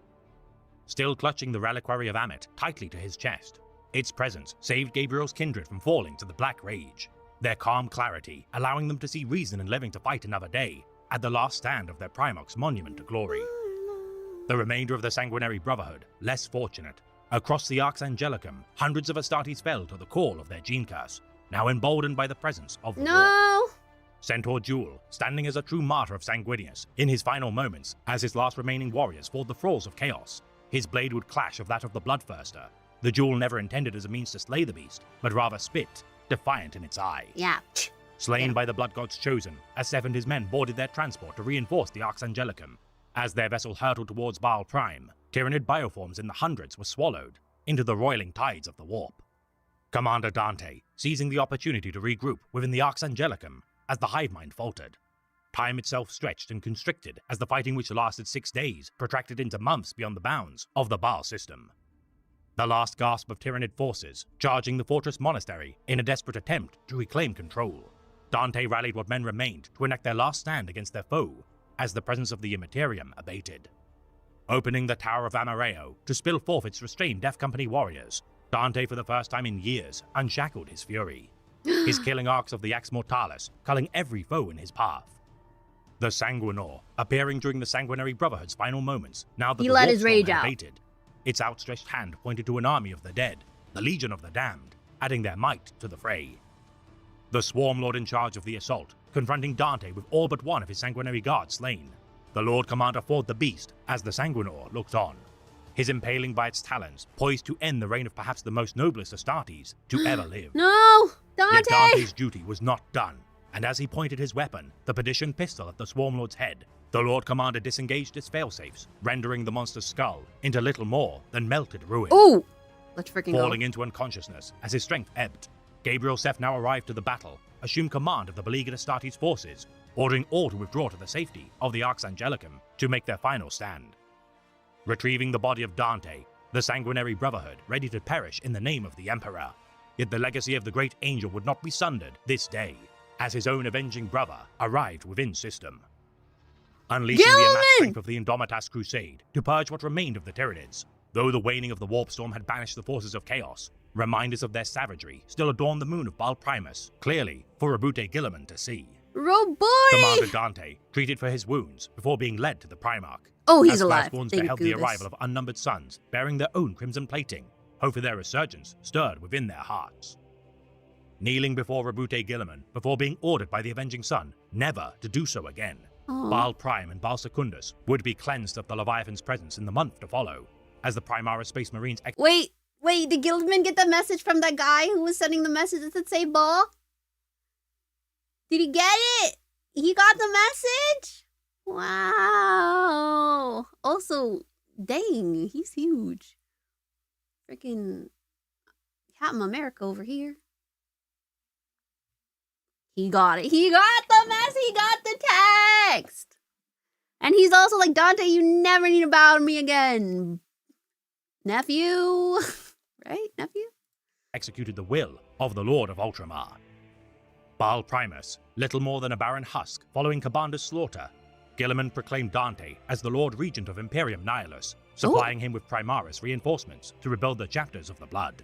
Let's freaking go. Gabriel Seth, returning the reliquary of Amit to the care of the Blood Angels with the war concluded. Oh, His reservations of he the gave it Primaris back. Space Marines would regardless not stave off their assignment to his own beleaguered chapter, the wounds of war proving too costly to refuse any means of replenishment. Yet against all odds, Baal had survived the appetite of the Great Devourer, enormous piles of its bioformed skulls made by the armies of Khorne, regardless forming ziggurats, warning of the bloodshed which would return in time. The Knights of Blood, honored for their sacrifice, yet never allowed to be refounded with Primaris Space Marines. The Mechanicum personnel of the Indomitas Crusade, organized to rebuild the Arx Angelicum, and bequeathed Primaris to what chapters had survived. Wow. For the legacy of Sanguinius persists to this day as among the finest of the Emperor's angels. For none, not even the Ultramarines and their progeny, have endured suffering commensurate with their glories. Wow. Fachi, Fachi, Fachi, Fachi. I must soon leave Imperium Nihilus, said Gilliman. My final mission here was to reinforce you and your chapter successors, to shore up the defense of the Imperium in this segmentum, He let his words die in his mouth and began again. Dante, I am afraid I'm going to add to your burdens. The Blood Angels and their successors are needed more than ever. Now? You need no longer allow Gilliman, can we not take 5? Hello? Gilliman, can we breathe? Oh my goobus. men to see you as my brother, but I cannot let you retreat from the role of hero. I am going to name you Warden of Imperium Nihilus, commander of all Imperial forces north of the Great Rift. I must return over the Cicatrix Maledictum soon. Now I have found someone who will strive in my stead. I may. Oh, The okay. situation here, though dire, is not as bad as I feared, while that in the Imperium remains parlous. I understand. I will do my best. Your best is more than I could wish for. Oh. Gilliman looked overhead. Baal Primus and Baal Secundus continued their slow waltz around Baal, as they always had. Only Baal Primus was now dead, and upon the southern hemisphere, the demonic rune of Kabanda's name laid in bright white bone. The skulls of millions of Tyranids, from void ships to vermin gatherers, had been stacked to create the sigil. Look at that, said Gilliman. The arrogance of the Neverborn remains as great as it ever was, but it is we who remain, and it is we who shall prevail. Dante, there is a lesser task I will set you. He lifted his hand up to encompass 3 worlds. These planets were hells. For generations we Totally not like only I can destroy you, Blood Angel Sama. We're having a moment here, Grafter. hand up to encompass 3 worlds. These planets were hells. For generations we have recruited the strong over the weak, in the belief it makes our warriors better. I do not think this is so. Cruel men make cruel warriors, make cruel lords. We need to be better. We need to rise over the need for violence. need kind and recognize men. other human qualities in our recruits. Your chapter has understood this. Your If we chapter's do not, kind. then we will fall prey to our worst excesses, the kind of thing that represents. He pointed at Kabanda's name. It has long been in your capability to transform these worlds. Baal Primus is dead, but you need not let your remaining people suffer unnecessarily. Will they fight any better for dwelling on a world that kills them? By sacrificing their children to the Emperor's service? They have earned a better life. Once you have torn that blasphemy down, raise up the population of Baal Secundus. Teach them what we are fighting for. A line must be drawn between what is good and what is evil. For if the great enemy comes with offers of power to a wretch, what reason does he have to refuse hell if he dwells in it already? Okay. Gilliman was tense. Okay. Dante had Sounded not like the expected Death that in Corps. the Lord of Ultramar. Gilliman was impatient to change things. He was angered by what he had found upon his rebirth, and he was not hiding it. You must find the strength to continue, Commander Dante. There are very few warriors like you in the galaxy anymore. I need every exemplar of heroism I can find. Please, do not disappoint me. I will not, my Lord Regent. Gilliman smiled at him again, and reached out to Dante. Dante extended his hand. The Primarch's fingers engulfed his hand, gauntlet and all. They're holding hands. I know you will not. I am counting on you to prove me right. Wow. This has been a tale of the great Imperium of Man, read by the Remembrancer. Patchy! Baal's salvation was not won with martial skill alone. The timely intervention of both enemies and allies alike ensured with sacrifices enacted in a timely manner. Yeah, a lot freaking happened. Though many will forget the deeds of Centaur Jewel or Geron Lita, their deeds proved pivotal in saving countless lives, despite their own being forfeit. We persist as a species, thanks to the sacrifices of many, the majority of which shall remain unheralded. For a brighter future is paved with the contributions of noble souls throughout all stages of our history. So remain grateful for the luxuries, opportunities, and rights you benefit, knowing that more must be achieved in the future. And should you sacrifice to achieve them, know that your deeds shall bring unfathomable joy and fulfillment to countless souls who you shall never meet. Oh, that's beautiful. Patchy, Remembrancer! That was crazy. That was crazy.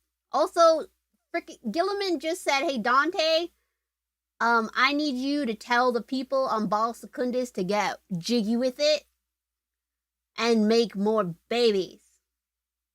Okay, gotta go. The Imperium needs me. Bye. Bye. Okay, Uncle Gilly. Whatevs. Gilliman's dream is something impossible to achieve, yet something beautiful. Isn't that what we're striving for here? Isn't that the Emperor's dream? It's beautiful over there. You know? That's the dream job? I don't know. It sounds clerical to me. Dante's done so much, and Gilliman's like, hey, one more thing, buddy. Serve up some aphrodisiacs on Baal Secundus. We gotta boom that population. Baby boomers. Secundus boomers. Crazy. Primarchs. This one is freaking... This is 47 fails! Hello? Okay. So, the Devastation of Baal introduced a lot of characters that we definitely will get into later, like Dante, Mephisto. You guys want Dante, you guys want Mephisto. I don't think they were mentioned, but someone said Caiaphas Cain. Right. More Gilliman. Obviously, Biggie's been waiting on the Gilliman episode. So there's a lot of things we can do for next week. But we will close out the Devastation of Baal with This some video is sponsored. Blood Angels, which is sponsored by World of Tanks. Vampire Hotties. I love Krakduk. This video is sponsored by World of Tanks. Hi friends, today we're going to talk about some hot marines. And I'm not talking flamethrowers. Yes, That's a today we're going to salamander. be talking about everyone's favorite, canonically handsome, vampire-in, jetpack loving, berserker-in, red space marines, the Blood Angels. Bye-bye. But before we get into all that, allow me a moment to talk about today's sponsor, World of Tanks. World of Tanks is an awesome free-to-play game on PC and consoles where you can pilot a host of real-life tanks. There's a huge arsenal of tank classes to choose from, including light tanks, Hey, medium tank tanks, lovers, heavy tanks, I know artillery, there's a and huge more. You can pick crossover from between over tank lovers 800 and different Warhammer tanks to lovers. storm a You variety little of Warhammer epic tank battlefields makers. and crush your enemies with whatever tactics best Get suit in you. there. Want to crush everyone in your way with overwhelming firepower? Sure. Want to pummel enemies with artillery fire from afar? Sure. Want to Sure. pull a Creed surprise Baneblade in the bushes? Sure. Pick a Sure. heavy tank of your choosing and try it out. World of Tanks is made even cooler with the meticulous attention to detail. Commanding historically accurate tanks makes blasting your enemies even more satisfying. So, click the link in the description to play World of Tanks and use promo code COMBAT to get an awesome starter pack with a premium Cromwell B tank, 250,000 credits, 7-day premium account access, and 3 iconic rental tanks for 10 battles each. And returning players get cool stuff too. 3 days premium access, the bargain camo, 7-day rental of premium tank Centurion, or if you already have the Centurion, 100,000 credits compensation. So what are you waiting for? Join the battle now! But anyways, the Blood Angels were the 9th Legion and were known as the Eaters of the Dead, named as such for their tendency to eat the dead. They Eat were the also dead. called the Revenant Legion by Ultra Chad Malcador, since the 9th Legion would often take heavy losses, but they'd always be ready for the next battle. And the 9th Legion didn't take heavy losses because they sucked at fighting or anything. They were actually really deadly warriors, but they were also bloodthirsty savages. The bloodthirsty being extremely literal in this case. The Revenants were one of the most brutal, if not the most brutal legion of the heresy, and would absolutely annihilate any enemy they were sent after with savage brutality. And due to this brutal savagery, the Legion was generally distrusted by the other Imperials. As such, most of the 9th Legion were not allowed to wield special weapons like plasma, volkite, or meltas. Sir, Makes should we sense. give those dudes better weapons? No. For Christ's sake, I mean Emperor's sake, why the heck would we do that? We've been Absolutely trying to not. stop these dudes from eating corpses. What, now we're supposed to give them guns to cook their meals gourmet style? Are you crazy? Come on, man! Well, I was just asking. So, due to this restriction, the Revenant Legions were only given bolters and chain swords, and the tactics that they used in this time are still used in the modern setting, most notably the tactic of shooting themselves into the middle of an enemy horde and ripping and tearing with their chain Beyblading swords. them! And luckily for the increasingly less popular 9th Legion, the Emperor had found a funky fella called Sanguinius on the irradiated wasteland called Sheesh. BAAL. Oh man, I promise, I used to have really nice balls, but the radiation dried them right up. Sure. Sanguinius was a literal angel. One's dead. Like the Space Marines are referred to as the Emperor's Angels, but Sanguinius is actually how we tend to think of angels. He's got giant angel wings, he's canonically a hottie, and he's one of the most, if not the most, charismatic fellas in all of Warhammer. Hot, Also, his name charismatic roughly wings. means relations of blood or bloodthirsty, so he's literally a blood angel. But anyways, after meeting the Emperor, Sanguinius instantly knew who he was and pledged fealty to his dad. Afterwards, the Emperor put Sanguinius and some other ballers in charge of the Savage Knight, and being the cool dude he was, Sanguinius promised his sons that he would do his darndest to lead them into becoming the very best that they could possibly be. He learned the name of each and every one of his warriors, gave inspiring Bloodios, speeches, and that's my guy. reinvigorated his tattered legion.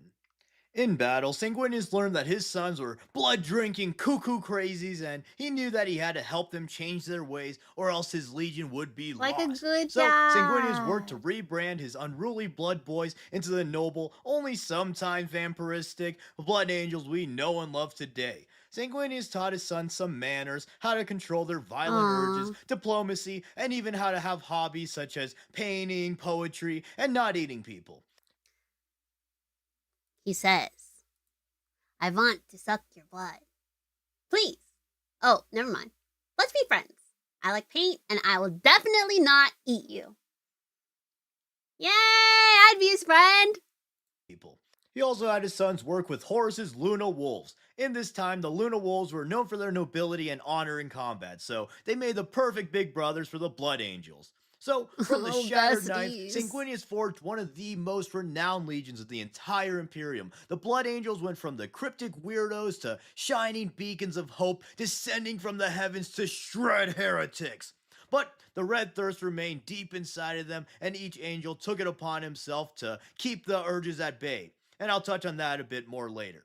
The Blood Angels were extremely good as melee shock troopers, and they formed a little brotherly rivalry with the World Eaters, another legion of brutal savages. But instead of fixing them like Sanguinius did, Angron just said, these brutal savages aren't brutal or savage enough for me. Get the nails! And a famous tactic of the Blood Angels during the Great Crusade was something called the Ultimatum Wars. Sanguinius would come down to the world and give them the opportunity to join the Imperium peacefully, and then if/when they refused, the Blood Angels would give them a little party called the Day of Revelation. Fun events at this party included getting chainsawed in half, getting shot in the face, getting curb stomped into oblivion, eating some pizza, and painting the red guys red. So yeah, basically the Blood Angels followed the saying of the ancient king Tadicius Rooseveltius, and they tried to settle things diplomatically, and if that failed, they had the power to totally annihilate the planet's forces. And this tactic worked very well for the Angels since Sanguinius was both extremely charismatic, but also an exemplary warrior who was able to handle his big stick well.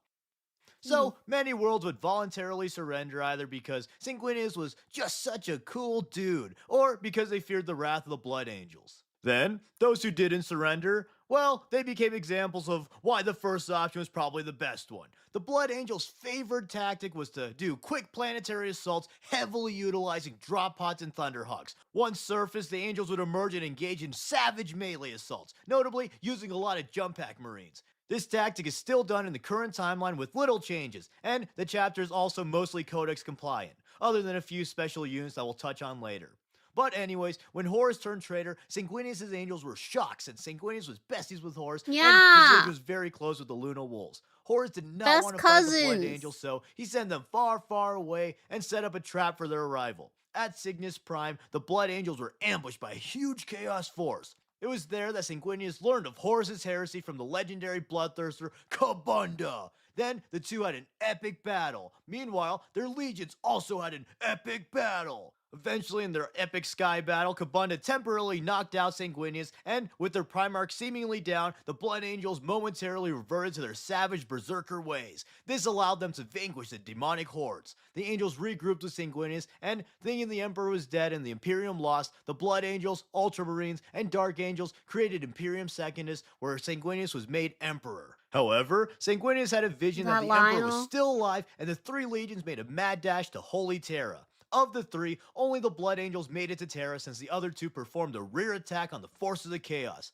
On Terra, Sanguinius and his Angels absolutely wrecked Hog. Sanguinius had a rematch with Kabunda, banished him, fought Demon Primarch Angron, banished him, and then killed a bunch of other baddies. And this all culminated with a fateful assault on Horus's flagship, the Vengeful Spirit. Sanguinius went ahead of Dorn and the Emperor and fought through the treacherous corridors of the ship. You see, it was important to him that he confronted Horus first since Sanguinius had foresaw his death at the hands of Horus and he felt that he needed to confront his brother. Although Sanguinius didn't know if his prophecies were truly destiny, either way, he knew he had to face Horus. Either the prophecy was true and if he didn't die to Horus before the Emperor fought Horus, then it would mean that Horus survived his battle with the Emperor in order to later kill Sanguinius. Or the prophecy was false and Sanguinius would actually be able to help his father kill Horus without getting absolutely curb stomped. Or another interpretation is that Sanguinius felt that he had to die since he feared becoming a servant of chaos. But this is getting a bit confusing, so we'll just have to explore this more in a future Sanguinius video. Anyways though, Sanguinius finally engaged in an epic duel with Horus. At this point, Horus was mega roided up with the power of all four Chaos Gods, and on the other hand, Sanguinius was still battered and beaten from all his previous badassery. So, even though Sanguinius was arguably the best duelist of all the Primarchs, Ascended Horus absolutely annihilated his brother after he realized that Sanguinius would never turn to chaos. The death of Sanguinius is one of the most important moments in all of Warhammer. Not only was his sacrifice seemingly crucial in the Emperor defeating Horus, but it also caused the Black Rage to manifest within his sons. The Black Rage was yet another personality quirk that the Blood Angels had to deal with. Angels afflicted with the Black Rage are overwhelmed with visions of their Primarch's death, which makes them go insano style. Literally. They start to think that they are actually Sanguinius out to kill Horus, and they start murdering anything in their way. The Black Rage makes them super strong, super violent, and super wacko. Other than some exceptional cases, the Black Rage is basically a death sentence since the Marines are lost in their insanity. With that, it seems a good time to talk about the Blood Angel's gene seed. Sanguinius' gene seed gives the Blood Angel aspirants vampire fangs called Angel's Teeth. That's bad. And it also makes them total hotties. That's good. And it gives them the aforementioned Black Rage along with the Red Thirst. That's really bad. Except for when it's good, of course. The Red Thirst gives the Blood Angels an insatiable craving for blood. And if they go too long without drinking blood, they slowly get weaker, get depressed, and age quicker than an Astartes really should. Like a Usually vampire. the Blood Angels get around this by drinking donated blood. But just like how fresh... When are we doing Blood Angel blood drives? Hello? What do you mean donated blood? Squeezed OJ is much more refreshing and delectable than the stupid shit from Concentrate. Fresh blood from living victims is a lot more satisfying to the Angels, and it rejuvenates them more efficiently. Additionally, if a blood angel drinks too much blood, they turn into a man-bat-esque monster and go a bit Oh. nutty. So, you either become a yucky old man, ew, a literal monster, ew, or a guy who has to track his diet, ew. Poor blood angels. And their final notable flaw is the Black Rage, which I previously described. Blood angels also have a disproportionately high amount of psychers, and their psychers are some of the most powerful around. For example, Mephiston is one of the strongest, if not the strongest, Space Marine psychers around, and he has insane feats. And the Blood Angels also have their exclusive Psyker Dreadnoughts. That's right, Yay! baby! Wizard Vampire Coffin Mechs! Woo!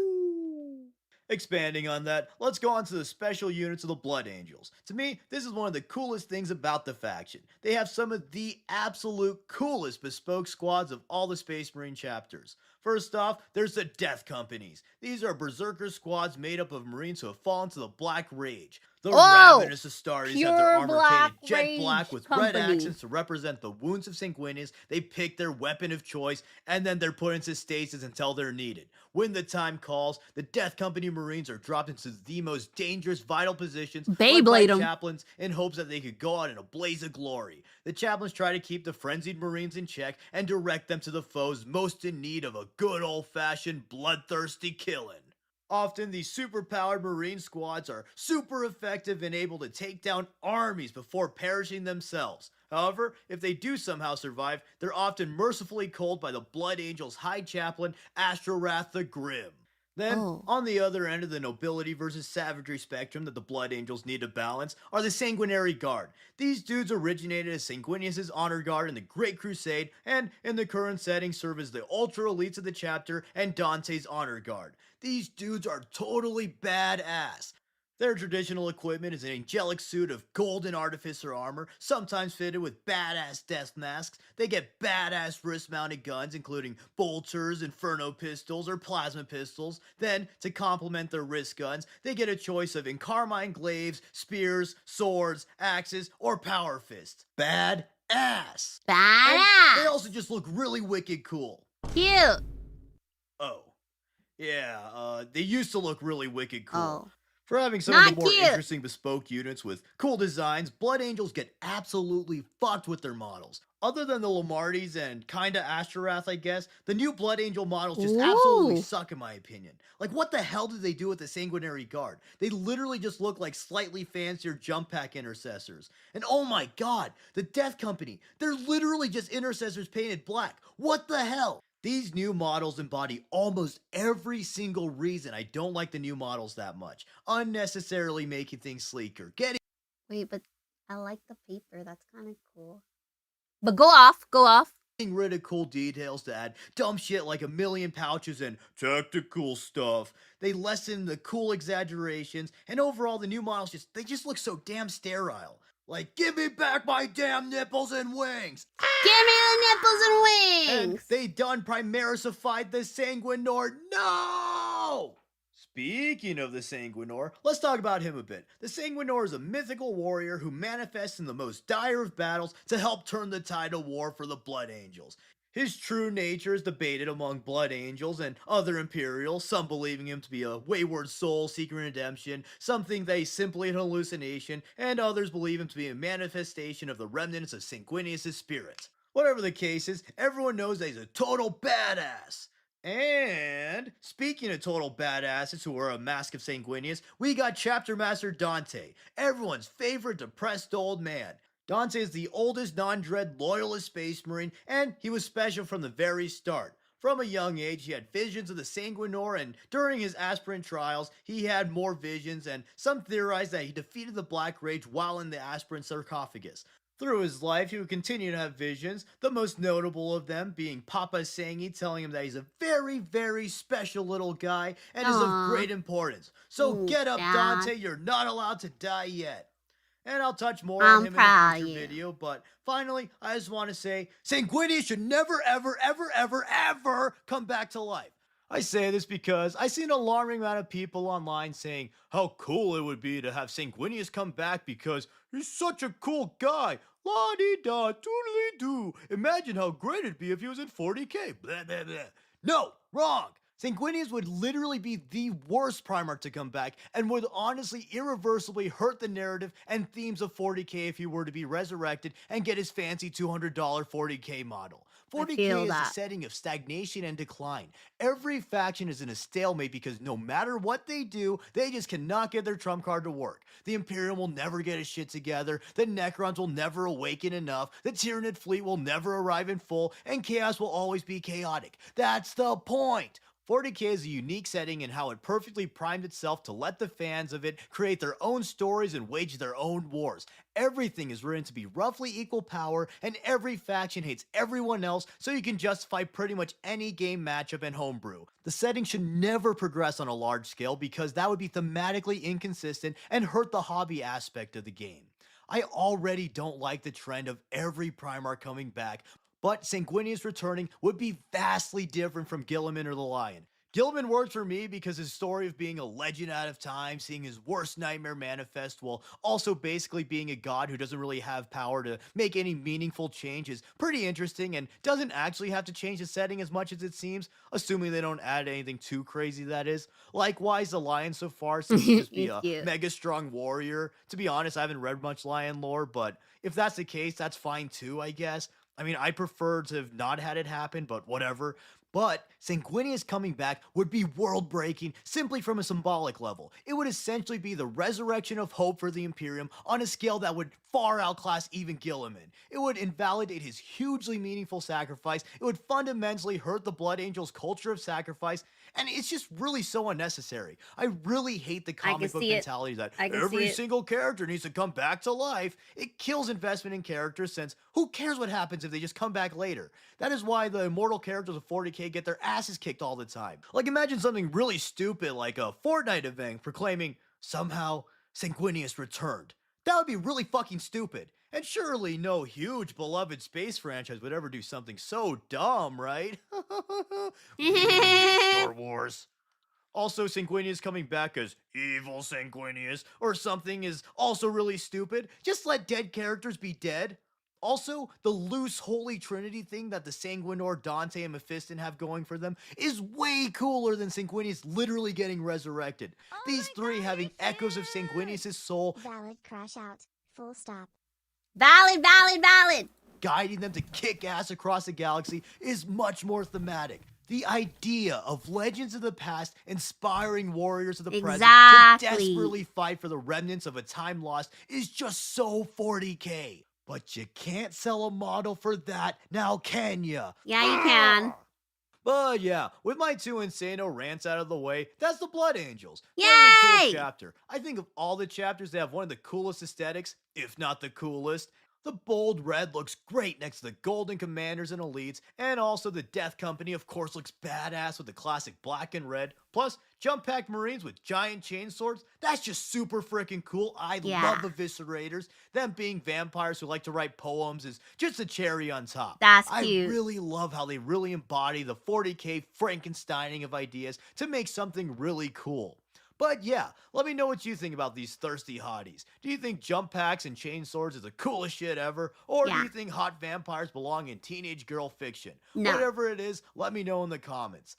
And again, thank you to World of Tanks for sponsoring this video. Remember to click the link in the description and use code COMBAT to play this awesome tank combat game for free and get awesome bonuses. And of course, thank you for watching, and thank you to my patrons who help the channel grow and let me make cool videos. As always, please like, comment, subscribe, and consider sharing to all your bloodthirsty noble berserkers. Did you just tell me to pay my minis? Yay! Fachi! Like I was saying earlier, I think Krakduk is my Oshi, guys. The way that he does his videos, it's really good. I like watching the really in-depth ones and then coming to Krakduk and then seeing how he does it. And also that take on Sanguinius, I agree. You know, you have to kill your darlings. And who is the biggest darling in the Imperium? Sanguinius. So we gotta kill him. You don't know what you got till it's gone. So we gotta keep him gone so we know what we got. You know? Yeah. It's okay to have loved and lost. It's okay, guys. We'll get through it together. He's very simplified and funny illustration. It speaks to my ADHD brain. My brain is Krakducking. He's my Oshi. Somebody tell him he's my Oshi. Okay? Woo! Krakduk. Woo! I'll make Oshikatsu for him. Wait. Adepticon 2027. Krakduk. Oshi. Krakduk. Itabag. Unlike the first founding chapter, Sanguinius will live forever in the hearts and minds of the chapter. Exactly. Everybody loves them. This isn't Dragon Ball where every death is pointless. Exactly. You gotta kill your darlings. You gotta. But yeah. This was... Now we know BAAL, guys. Now we know BAAL. Now we know BAAL. Sheesh. Like I said, this story introduced us to some new avenues. So for next week's poll, I think I'll put up a video on Dante, Caiaphas Cain, and Mephiston. And you guys can vote. And then we'll get to Gilliman. Do we ball? We ball! We ball is 5 main. Ball is 5 main. Who do I sound like? Okay. Sheesh. That was great. I want to read. So I want to read. I definitely want to read. What's it called? The orc books, but like, I don't know how to share that. I don't know how to share that with you guys. Like a book club? Like, I don't know. You tell me how we do that. But yeah. That was a fun time. I had a good time. You had a good time. We love learning about the little blood angels. We need a video on all of the chapter masters. All 29! That's a lot. I love Mephiston. I played him almost every tabletop game. Let's freaking go. Here's a raid message. The second raid message. I will be back. Nope, that's not the second raid message. I'll be back next week. We'll put that poll up. We'll see what we get. And we'll keep reacting. Bye, everybody. Love yous. Thank you, Calio, for being here. If you want a good orc audio story, Prophet of Wa. I recommend the book Brutal. Brutal Cunning's the one that I want to read. But, like, how do I share that with you? Should I read it first? And then watch somebody's video? Hello? What is happening? Hello? Don't look at that. Whatever happened, don't look at it.